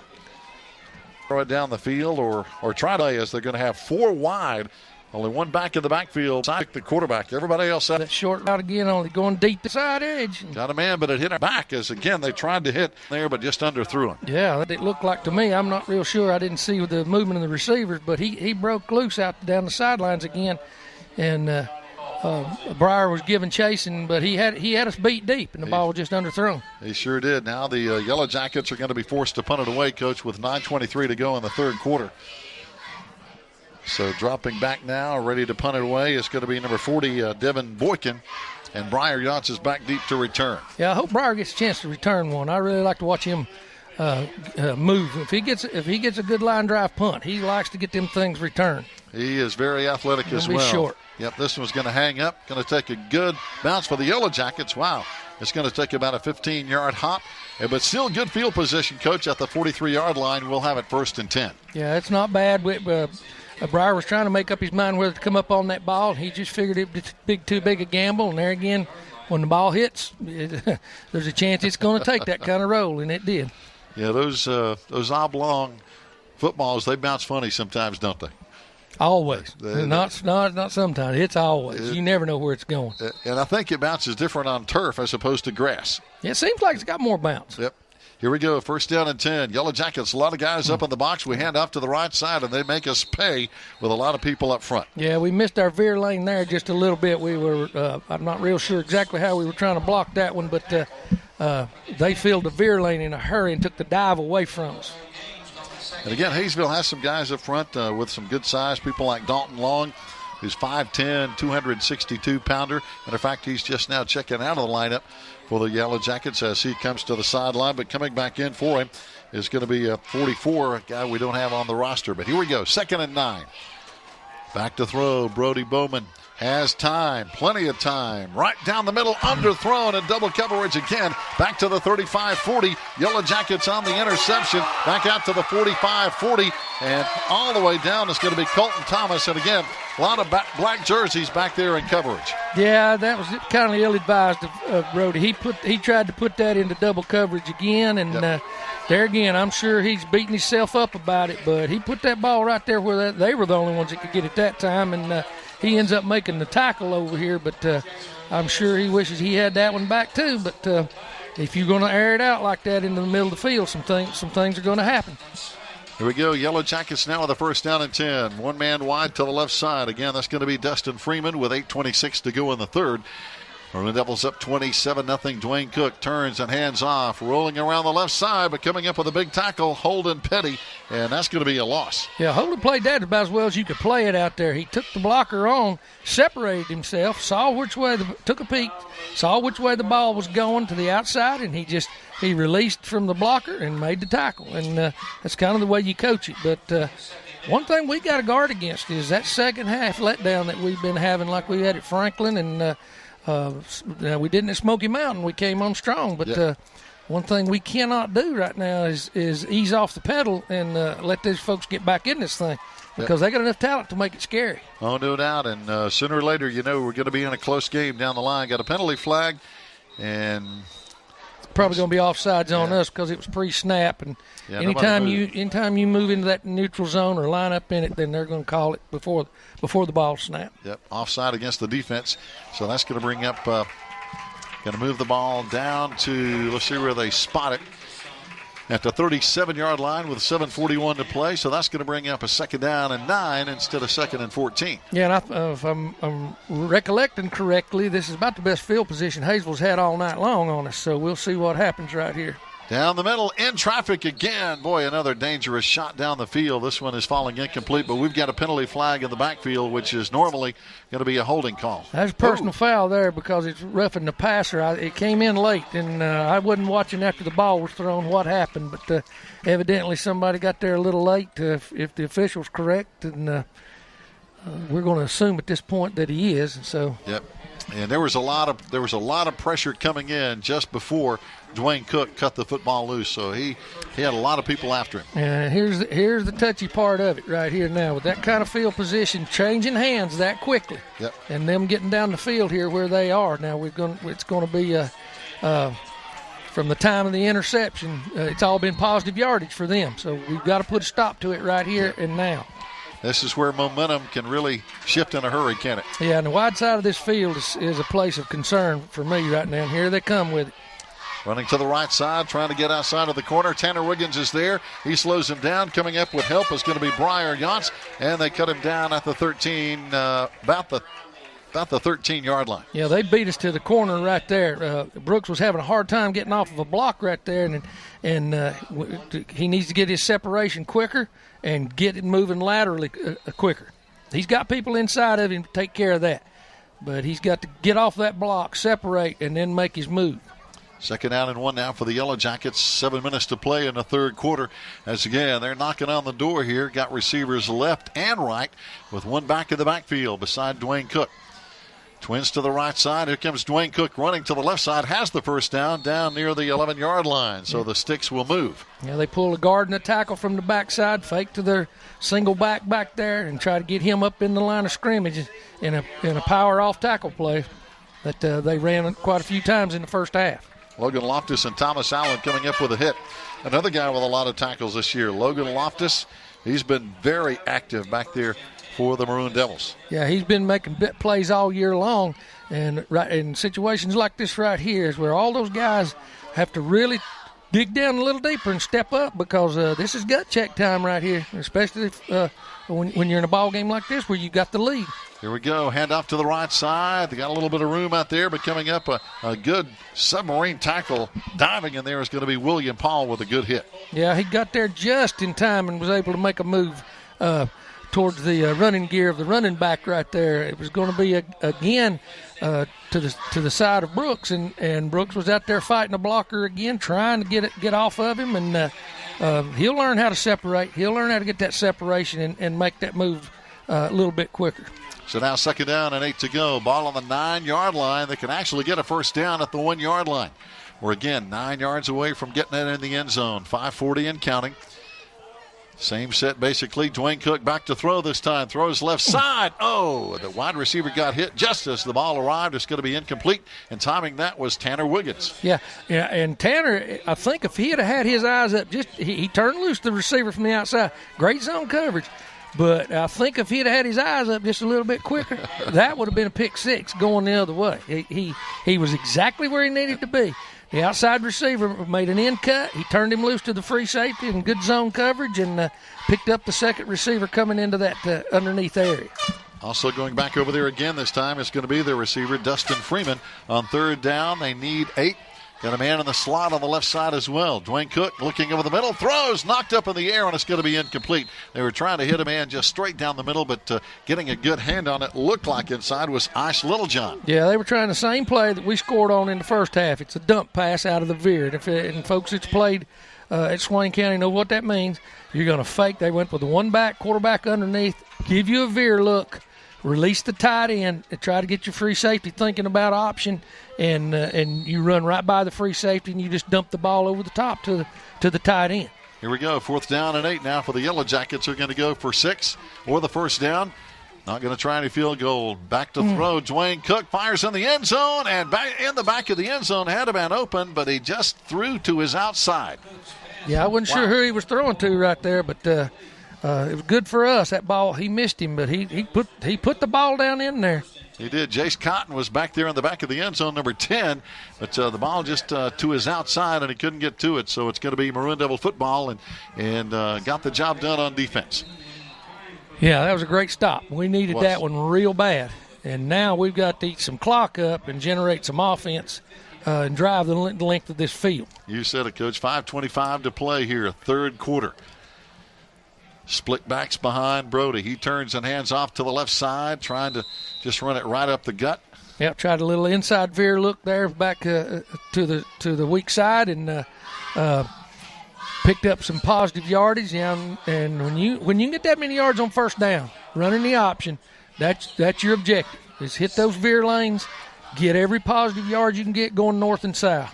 2nd down and 5. I was just watching big Nick Millsap's block out there, and I tell you, he's a big boy.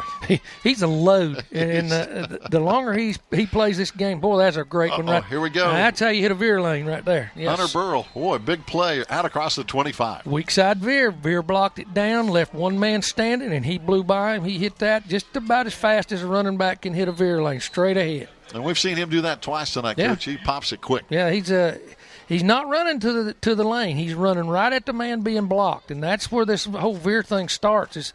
Is your aiming point is the man that's being blocked down, and then you make your adjustment from there in about 2 steps. 1st down and 10. There it is again. Run to the left side. Here, this time it's going to be Sane. He's in the secondary, 45-50, and it's a foot race. Got one man to beat, and he's by him, and he is going to take it all the way to the house. This is going to be looks like 72 yards or so for the touchdown. That is exciting right there. Now, that's great, and I am so tickled for that young man to get a breakaway run like that right there. He's needed that all season. Yep. And there again, as being a freshman out here, the kid's not even shaving yet, and he's playing against 18-year-olds. He can't drive a car yet, and not legally anyway. But knowing his dad, he's probably been driving for 2 or 3 years. He busted that one outside, and Bryce again. A big play. Coming on now is going to be Holden Petty for the point after. Breyer to hold, gets it up, and this one is going to be right through the upright. So with 4:20 to play, it's now a 34-0 score. We'll be back after 1 minute on the Maroon Devils Network.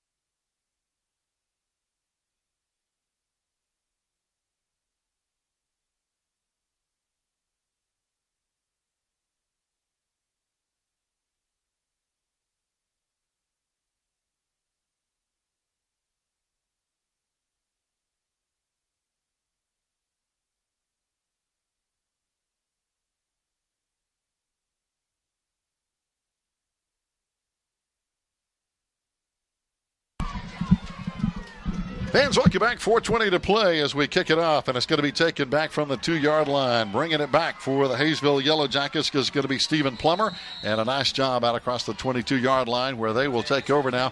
1st down and 10, Coach, but again, got to be happy for number 22, freshman Bryce Sane on that big run. Yeah, and I'm telling you, it's very obvious one of their points of emphasis during their open date has been hitting these running backs, knowing where these veer lanes are and hitting them wide open from the snap, not waiting to see, running at the man being blocked, and they're going north and south way faster than what we've seen them all year long. Now Hayesville with the football is Dwayne Cook back in the gun again. Throws it out to the right side, that wide receiver screen. Got a good block on the outside corner, but coming up to apply the hit is going to be Holden Petty. And again, they hit it quick over there, Coach. Yeah, I wasn't sure that ball didn't skip off the ground, but maybe he just reached there and got it. It looked like it one-hopped it, but he must have made a clean catch. But But yeah, that's one that is basically, like we said, their screening. It's their setup play. Their big plays they're gonna try to hit big plays off of that look right there. Dwayne Cook very capable. Coming in now with a play is going to be Mark Cothran, and so the Maroon Devils now going to have to really watch these outside lanes.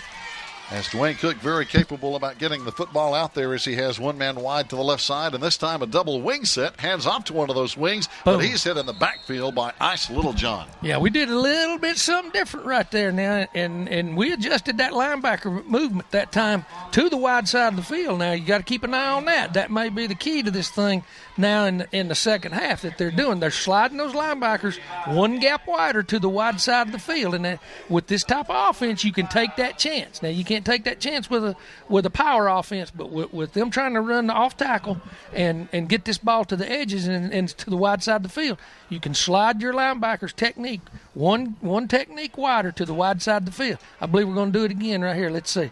They're down at 10 now.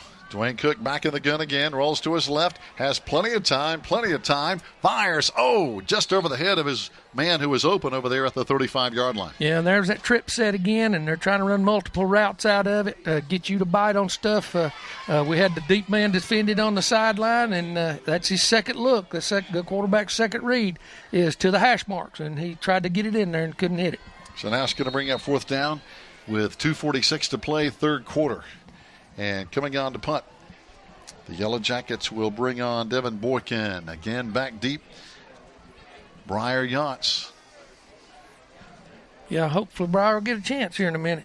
It's still too short. Yep, hangs it high, not real deep. Takes a big bounce. Briar's going to let it roll. And still good field position at the 36-yard line with 2.5 to play here in the third quarter. Yeah, that's one thing we can't complain about is field position tonight. And Lord knows that in the past weeks it's been our bugaboo. It has really been hard on our offense to operate from back at near the 10-yard line, 15-yard line, and have all that field against some mighty good defenses that we've been seeing and try to move the ball 90, 95 yards to try to get it in the end zone. Oh, no question about it, Coach. I know it seemed like at Franklin they flipped the field on us 2 or 3 times that kept us in a hole. Yeah, it was nonstop. We got a couple of breaks to help us out, and now we're seeing a new running back in here. Looks like Keyshawn Beaner has entered the fray here in the second half. Getting his first playing time tonight is going to be Brody Bowman running the ball well. 9-yard pickup out to the 45-yard line. It's going to bring up a second down and 1. But Coach, you're right, Keyshawn making his first appearance in the game tonight. Yeah, and that was the follow play again. Anybody knows that was ever know anything about quarterback play in the veer? That's literally where your fullback that you're faking to becomes the blocker, and can't emphasize that enough. Then your quarterback is cutting the ball up immediately right behind that fullback, and it puts a lot of pressure on linebackers. Here comes the tight end lining up on the left side now.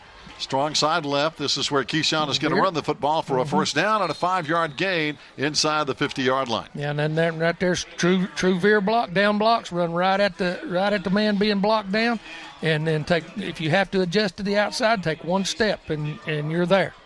I tell you, Keyshawn, so much potential physically at 6 feet, 245 pounds, a senior. That'll move the sticks right on the 50-yard line, right on the big yellow. We got 2 receivers to the wide side of the field, to the tight end side. So let's see what happens here. Keyshawn on the split backs along with Brody Bowman. The handoff goes to the right side. Big hole over there, and that's going to be Colby Taylor, and I think that's his first carry of the night as well. Yep, and base blocked that one. We just that's a hat on a hat and trying to run an inside veer by not veer blocking it. And that sets up the follow play. That sets up your veer block play. Now coming in, we got Jesse Waldrop and Sam Everhart lining up wide left. And again, 2 new running backs. Coach, we've seen a lot of depth at running back tonight. Yeah, that's good. That's a good thing for us. I'm telling you, it really is. It's going to be Keyshawn. He drags his man down to the 38-yard line, and that's going to be another Maroon Devil first down with a minute to play in the third quarter. Now, there's the adjustment we were talking about. He ran straight at the man being blocked. When there's a stalemate there, you take one step to the outside, square your shoulders back up, and get all you can get. And there again, we end up with the first down. So this time we're going to bring Holden Petty, our tight end, lining up on the left side. Got a tight end on the right side as well with the split backs. Brody under center. He's going to run. There's the follow again. Wow. Now it's starting to hit, and it's setting up real well because now the fullback is blocking the man who's got the dive, and he's literally running right at him instead of running into veer lane and hitting the guy who's going to be taking the dive, and the quarterback it's an isolation play basically, and he's turning up right behind his running back. But I tell you, Brody had a big hole to run through on that play. Yeah, that goes back to the old wishbone days when people ran the wishbone veer right there. 22 seconds to play third quarter against split backs. Brody's going to run again right behind the fullback, trying to knock him out of the way, down to about the 20-yard line. That's going to bring up another first down. Yeah, they found a home with that thing because now Hayesville's having a hard time figuring out when we're veer blocking it, when we're base blocking it, and when we're isolation blocking it like this right here. And that's going to be the final play of the third quarter, fans. 34-0 going into quarter number 4, and we'll be back after this break. So keep it right here on the Maroon Devils Network.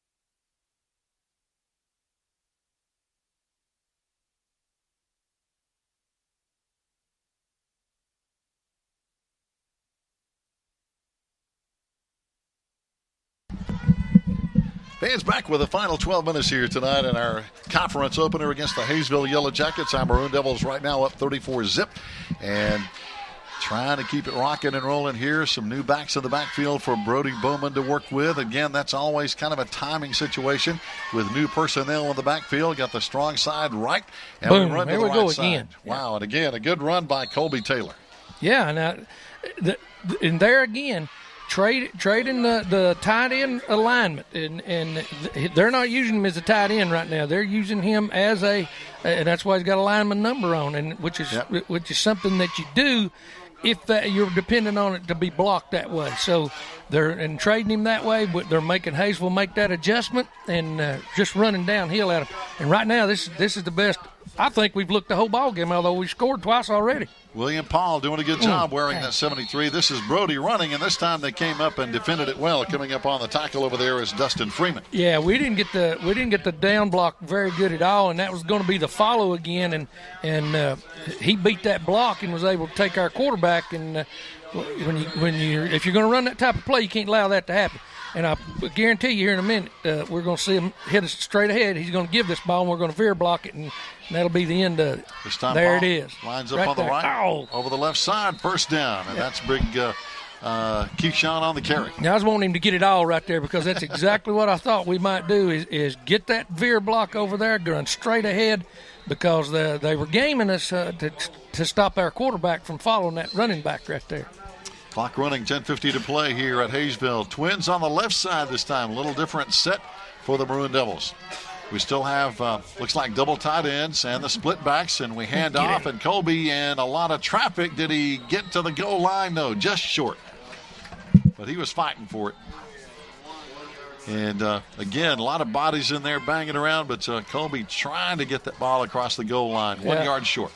Yeah, he did a good job of hitting the veer lane, but he got bounced inside, and that's the danger of it. If you want to get bounced, it's to the outside, but he didn't have a choice there. Again, double tight ends, double backs, Twins left, handoff right side. This time it's in the end zone. Yeah, he went straight ahead. We base blocked that one, just tried to knock people backwards, and it's a form of wedge blocking. A lot of people call it. You've got an apex. He's not running into a lane. All he's doing is running behind an offensive lineman, and the rest of the linemen are blocking to that point.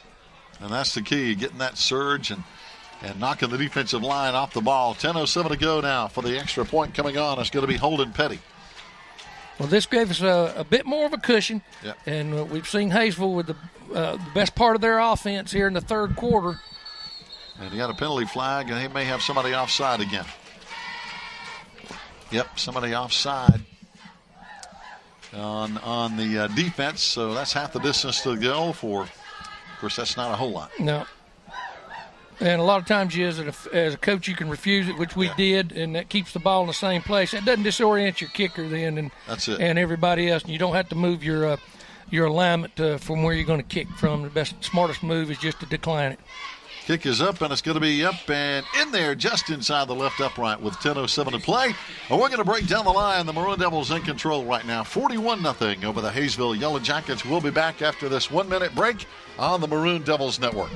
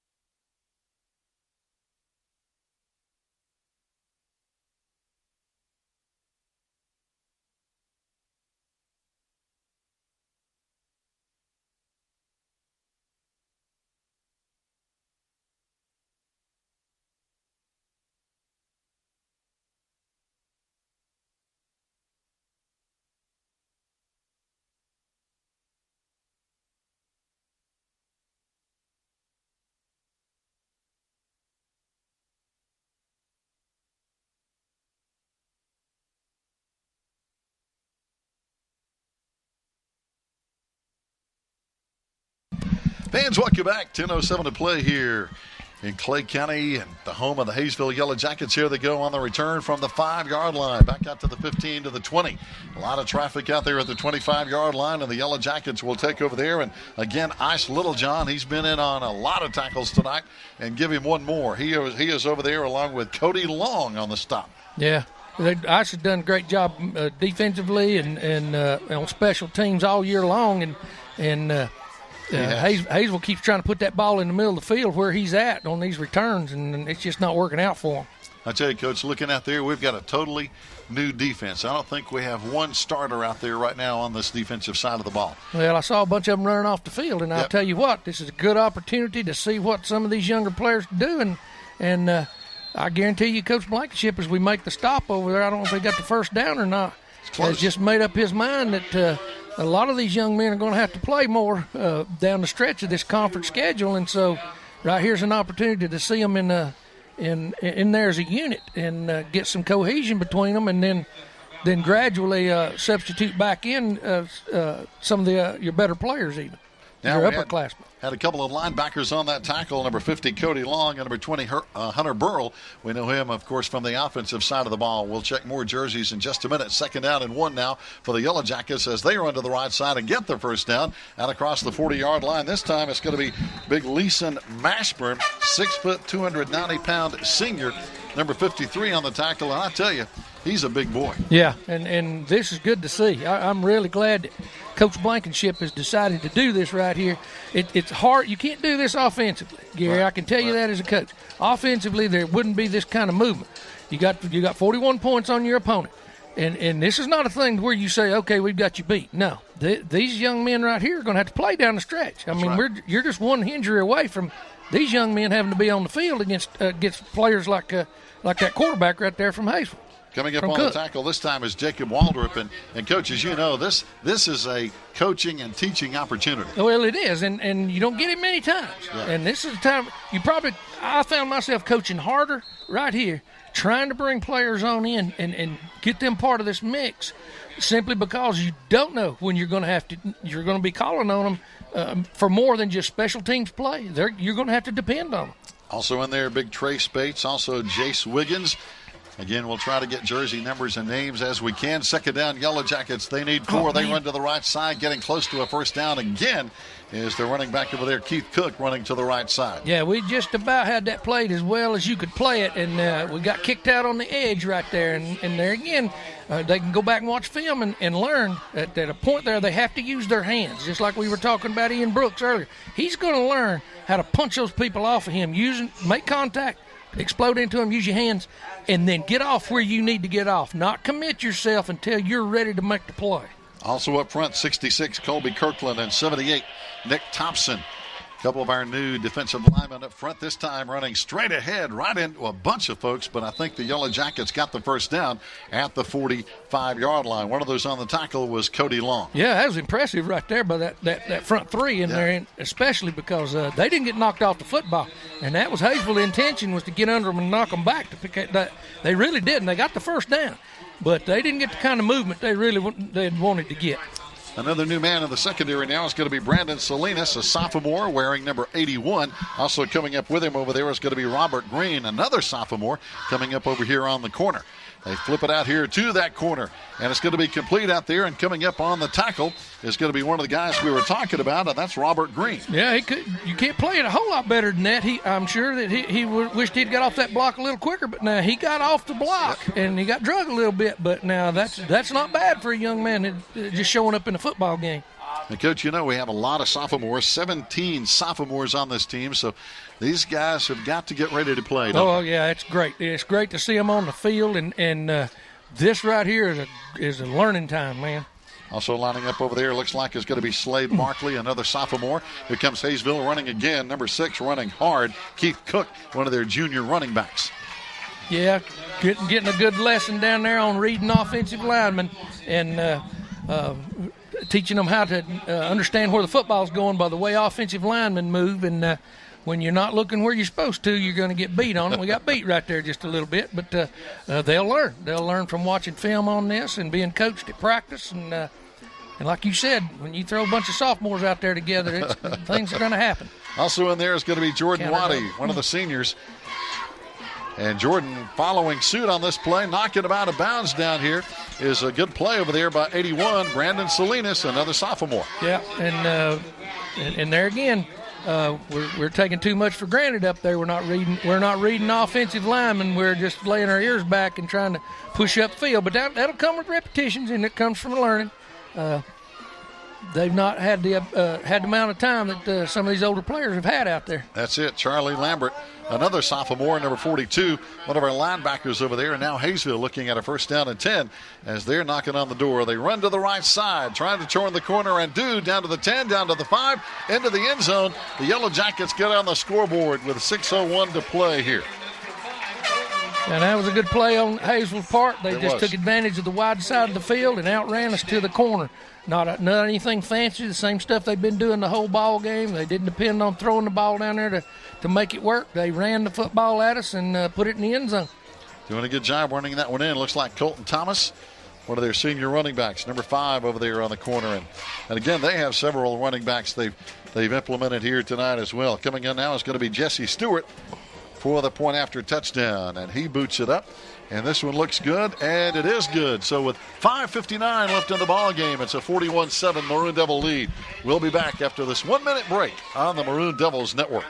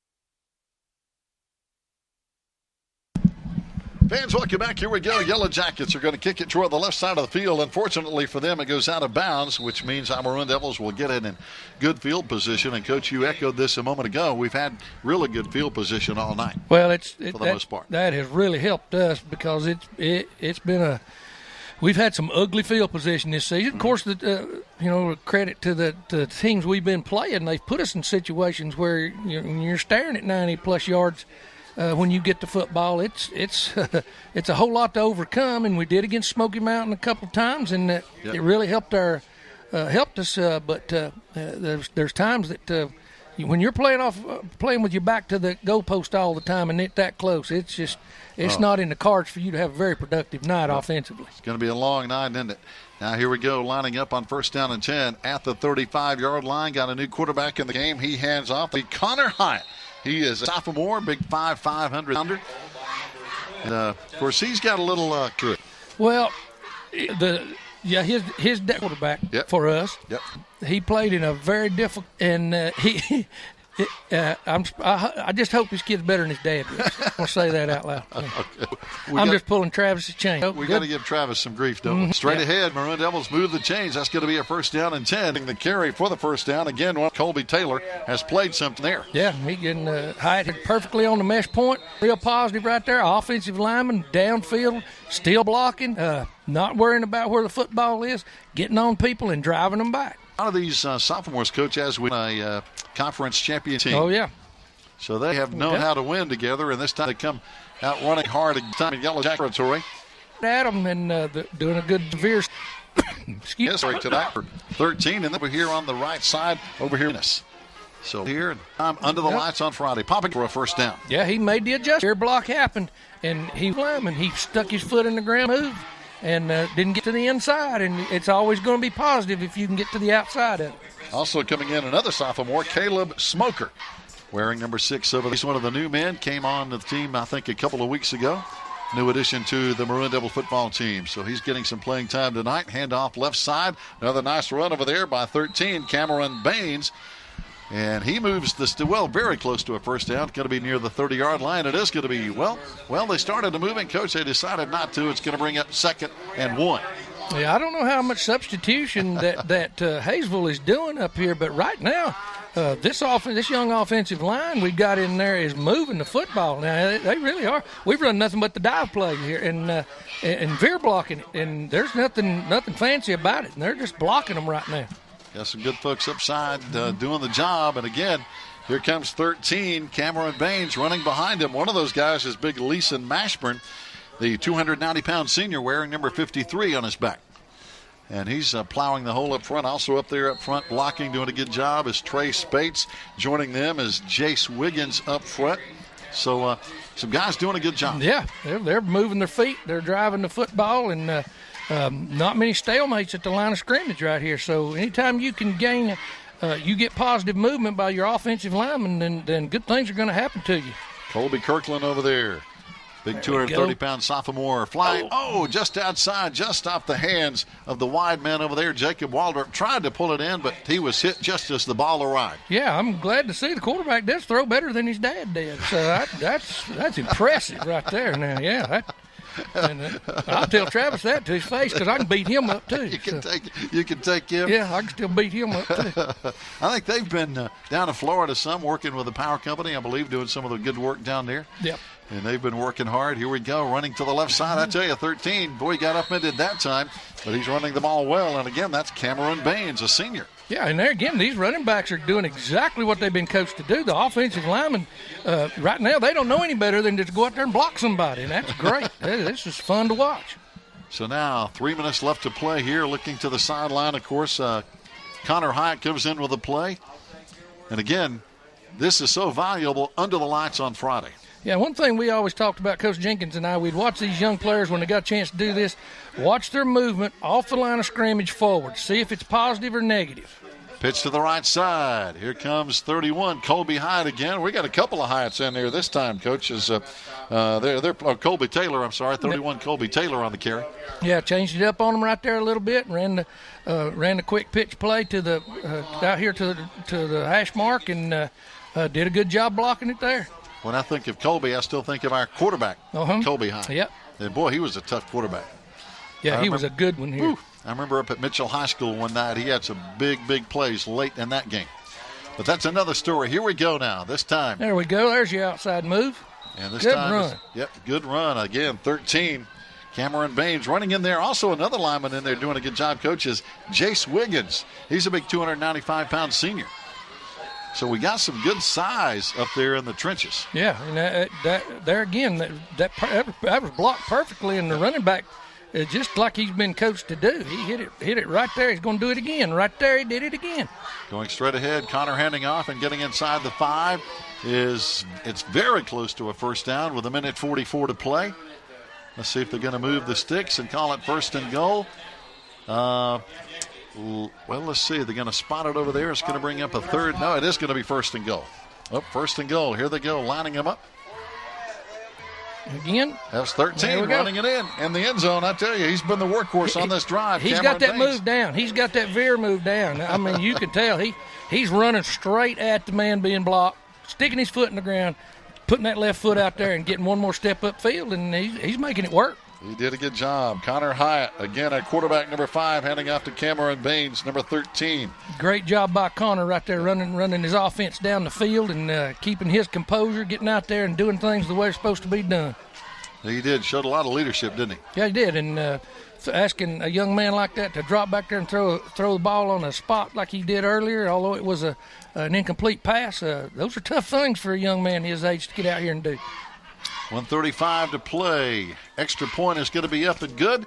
And the Maroon Devils take the lead now at 48-7. And we're going to come back. This will be our last break. We're going to break down the line and come back after this 1-minute break here on the Maroon Devils Network.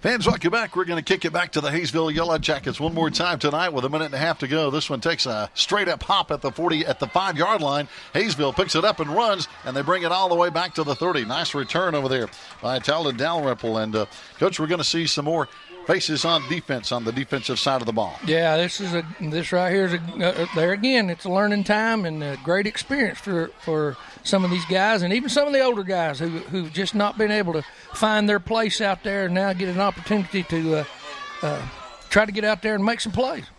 And it's going to be fun to watch these guys who, again, hey, they practice all week just like everybody does. But we were talking about Connor Hyatt.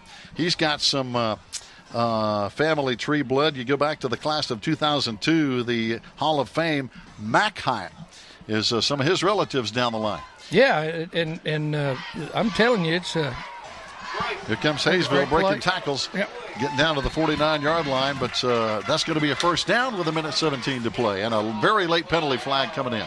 Yeah, I don't know exactly what this is. I didn't see any extracurricular activity, unless it was some shine of frustration. There, that is what it is. Yep. But good to see, again, with about, families and how, people pass it down generations. But, again, one of Connor's relatives who's in the Maroon Devil Swain, and just a good family. Travis has worked for the power company there for so many years and done so many things for folks, and the tragedy up right now, but a couple of years back, and they lost everything. And to see those folks recover from that, and their kids never missed a beat in school or athletics or anything else, and it's a great tribute to Travis and his wife and those kids for pulling it back together and getting it going again. And it's just great to see them back on their feet and doing well. Oh, no doubt. That's a tough thing to work through. Here comes a wide receiver screen out to the left side. They got plenty of room down here. And one man knocking him out of bounds, and he got the job done over there. That's Bryce Sane, the freshman, coming up, and he's playing some defense now. Yeah, he's playing free safety right now, and that's his job right there. Is when that ball breaks loose like there, you got to be the open field tackler. You ain't got to kill him. You just got to get him. And use that sideline as a help. That's right. Pin him up, hem him up, and then just put your body on his body and don't make a big deal out of it. That's it. Take him out of bounds. So now Hayesville, 1:04 to play, 48-7, moving down the field again. Again, they got a lot of new faces in there on defense. The quarterback steps up, trying to run hard, and this time pretty good penetration by the defensive line. Yep, they're moving around well up there. They're stalemating those offensive linemen from Hayesville, which is really helps them out. If you don't get knocked back and you don't stand up and let them get underneath your chin, you can make some plays. Jace Wiggins coming up on the tackle, and Hayesville's going to call a timeout to work a little more. And again, Coach, they're getting ready for next week, just like a lot of our guys are getting playing time. Oh, yeah, they've got to prepare for the rest of this season, and they've got a tough road ahead of them, just as we do. This win right here is another feather in our cap if we can pull this thing off and keep this kind of a score. But Hayesville, they're not going to quit. It's not in the people over here to give up on anything. That's right. And they have a great athletic tradition over here in football and basketball and baseball and cross country and stuff. They've had a lot of great athletes down through the years. Oh yeah, it's been. We were talking about them earlier. Like I said, there's some of the games we had. Talking to some of the former coaches here earlier before the game and then at halftime, there's a lot of history here between these two teams. Oh, no doubt about it. 2nd down and 8 now. Yellow Jackets with the football. 51 seconds to play. This time the quarterback will hand off and try to run outside, but again, good kickback penetration over there. Again, Jace Wiggins turned that play back inside. Yeah, great job of getting off blocks there. Now they're learning as they go. If you penetrate too much, they'll beat you. And taking on blocks at the line of scrimmage and being able to come off of them makes a huge difference. This time, snap a little high. Quarterback pulls it down, fires down the right sideline, up for grabs, and it's going to be, knocked away at the last second. A couple of guys down there coming up with some coverage. Among those, looks like Dylan Hill down there, and maybe Hunter Burrell down there, number 20, playing deep secondary. I believe it was Sane. 22. Sane. Yeah, he made the break. He did exactly what he was supposed to the wide side of the field, and he jumped for the football and made himself a receiver there, and both of them did, and made a great play on the ball. I tell you, Bryce is quick. Yeah, Bryce is quick feet. He's being a freshman out there, and I'm telling you, it has to be an experience. I wouldn't know myself, but it's got to be a little bit intimidating at times, but he doesn't show it. Dwayne Cook back to throw again with 17 seconds, throws incomplete. Another one of our secondary is, as we mentioned, another true freshman is 16, Dylan Hill. So they are the only two freshmen on the team playing in the secondary. Yeah, it's great to see the contributions that they're making to this team. And I guarantee you most of the time, you don't see it at practice, but they contribute just as much at practice simply because you can use these guys to mock up athletes from other teams. Yep. You put Bryce back there and put the ball in his hands, although he's not a starter on defense yet, then he can show you some stuff that you're going to see. That's it. You got to have a scout team, don't you? No, you've got to, and it makes you better. This time, again, we're just going to hit a knee on the snap, and we're going to take this one to the house, and the final is going to be 48-7. Our Maroon Devils start out conference play, Coach, the way you want to, with a win over the Hayesville Yellow Jackets, and now we get ready for Cherokee next Friday, but hopefully these guys can enjoy this one tonight and tomorrow before starting back to work. No, sir. They got to go back to work. We've got a tough road to hoe after this. This is a great win. They'll put this one behind them, start Monday. They'll talk about it a little bit and the things they need to work on, but from there on out, it's pure preparation for for the glory at the end. Oh, no question about it. And next week, of course, as we mentioned, our Maroon Devils will be hosting the Cherokee Braves. It's going to be Hall of Fame night, and it's going to be a huge game for both teams.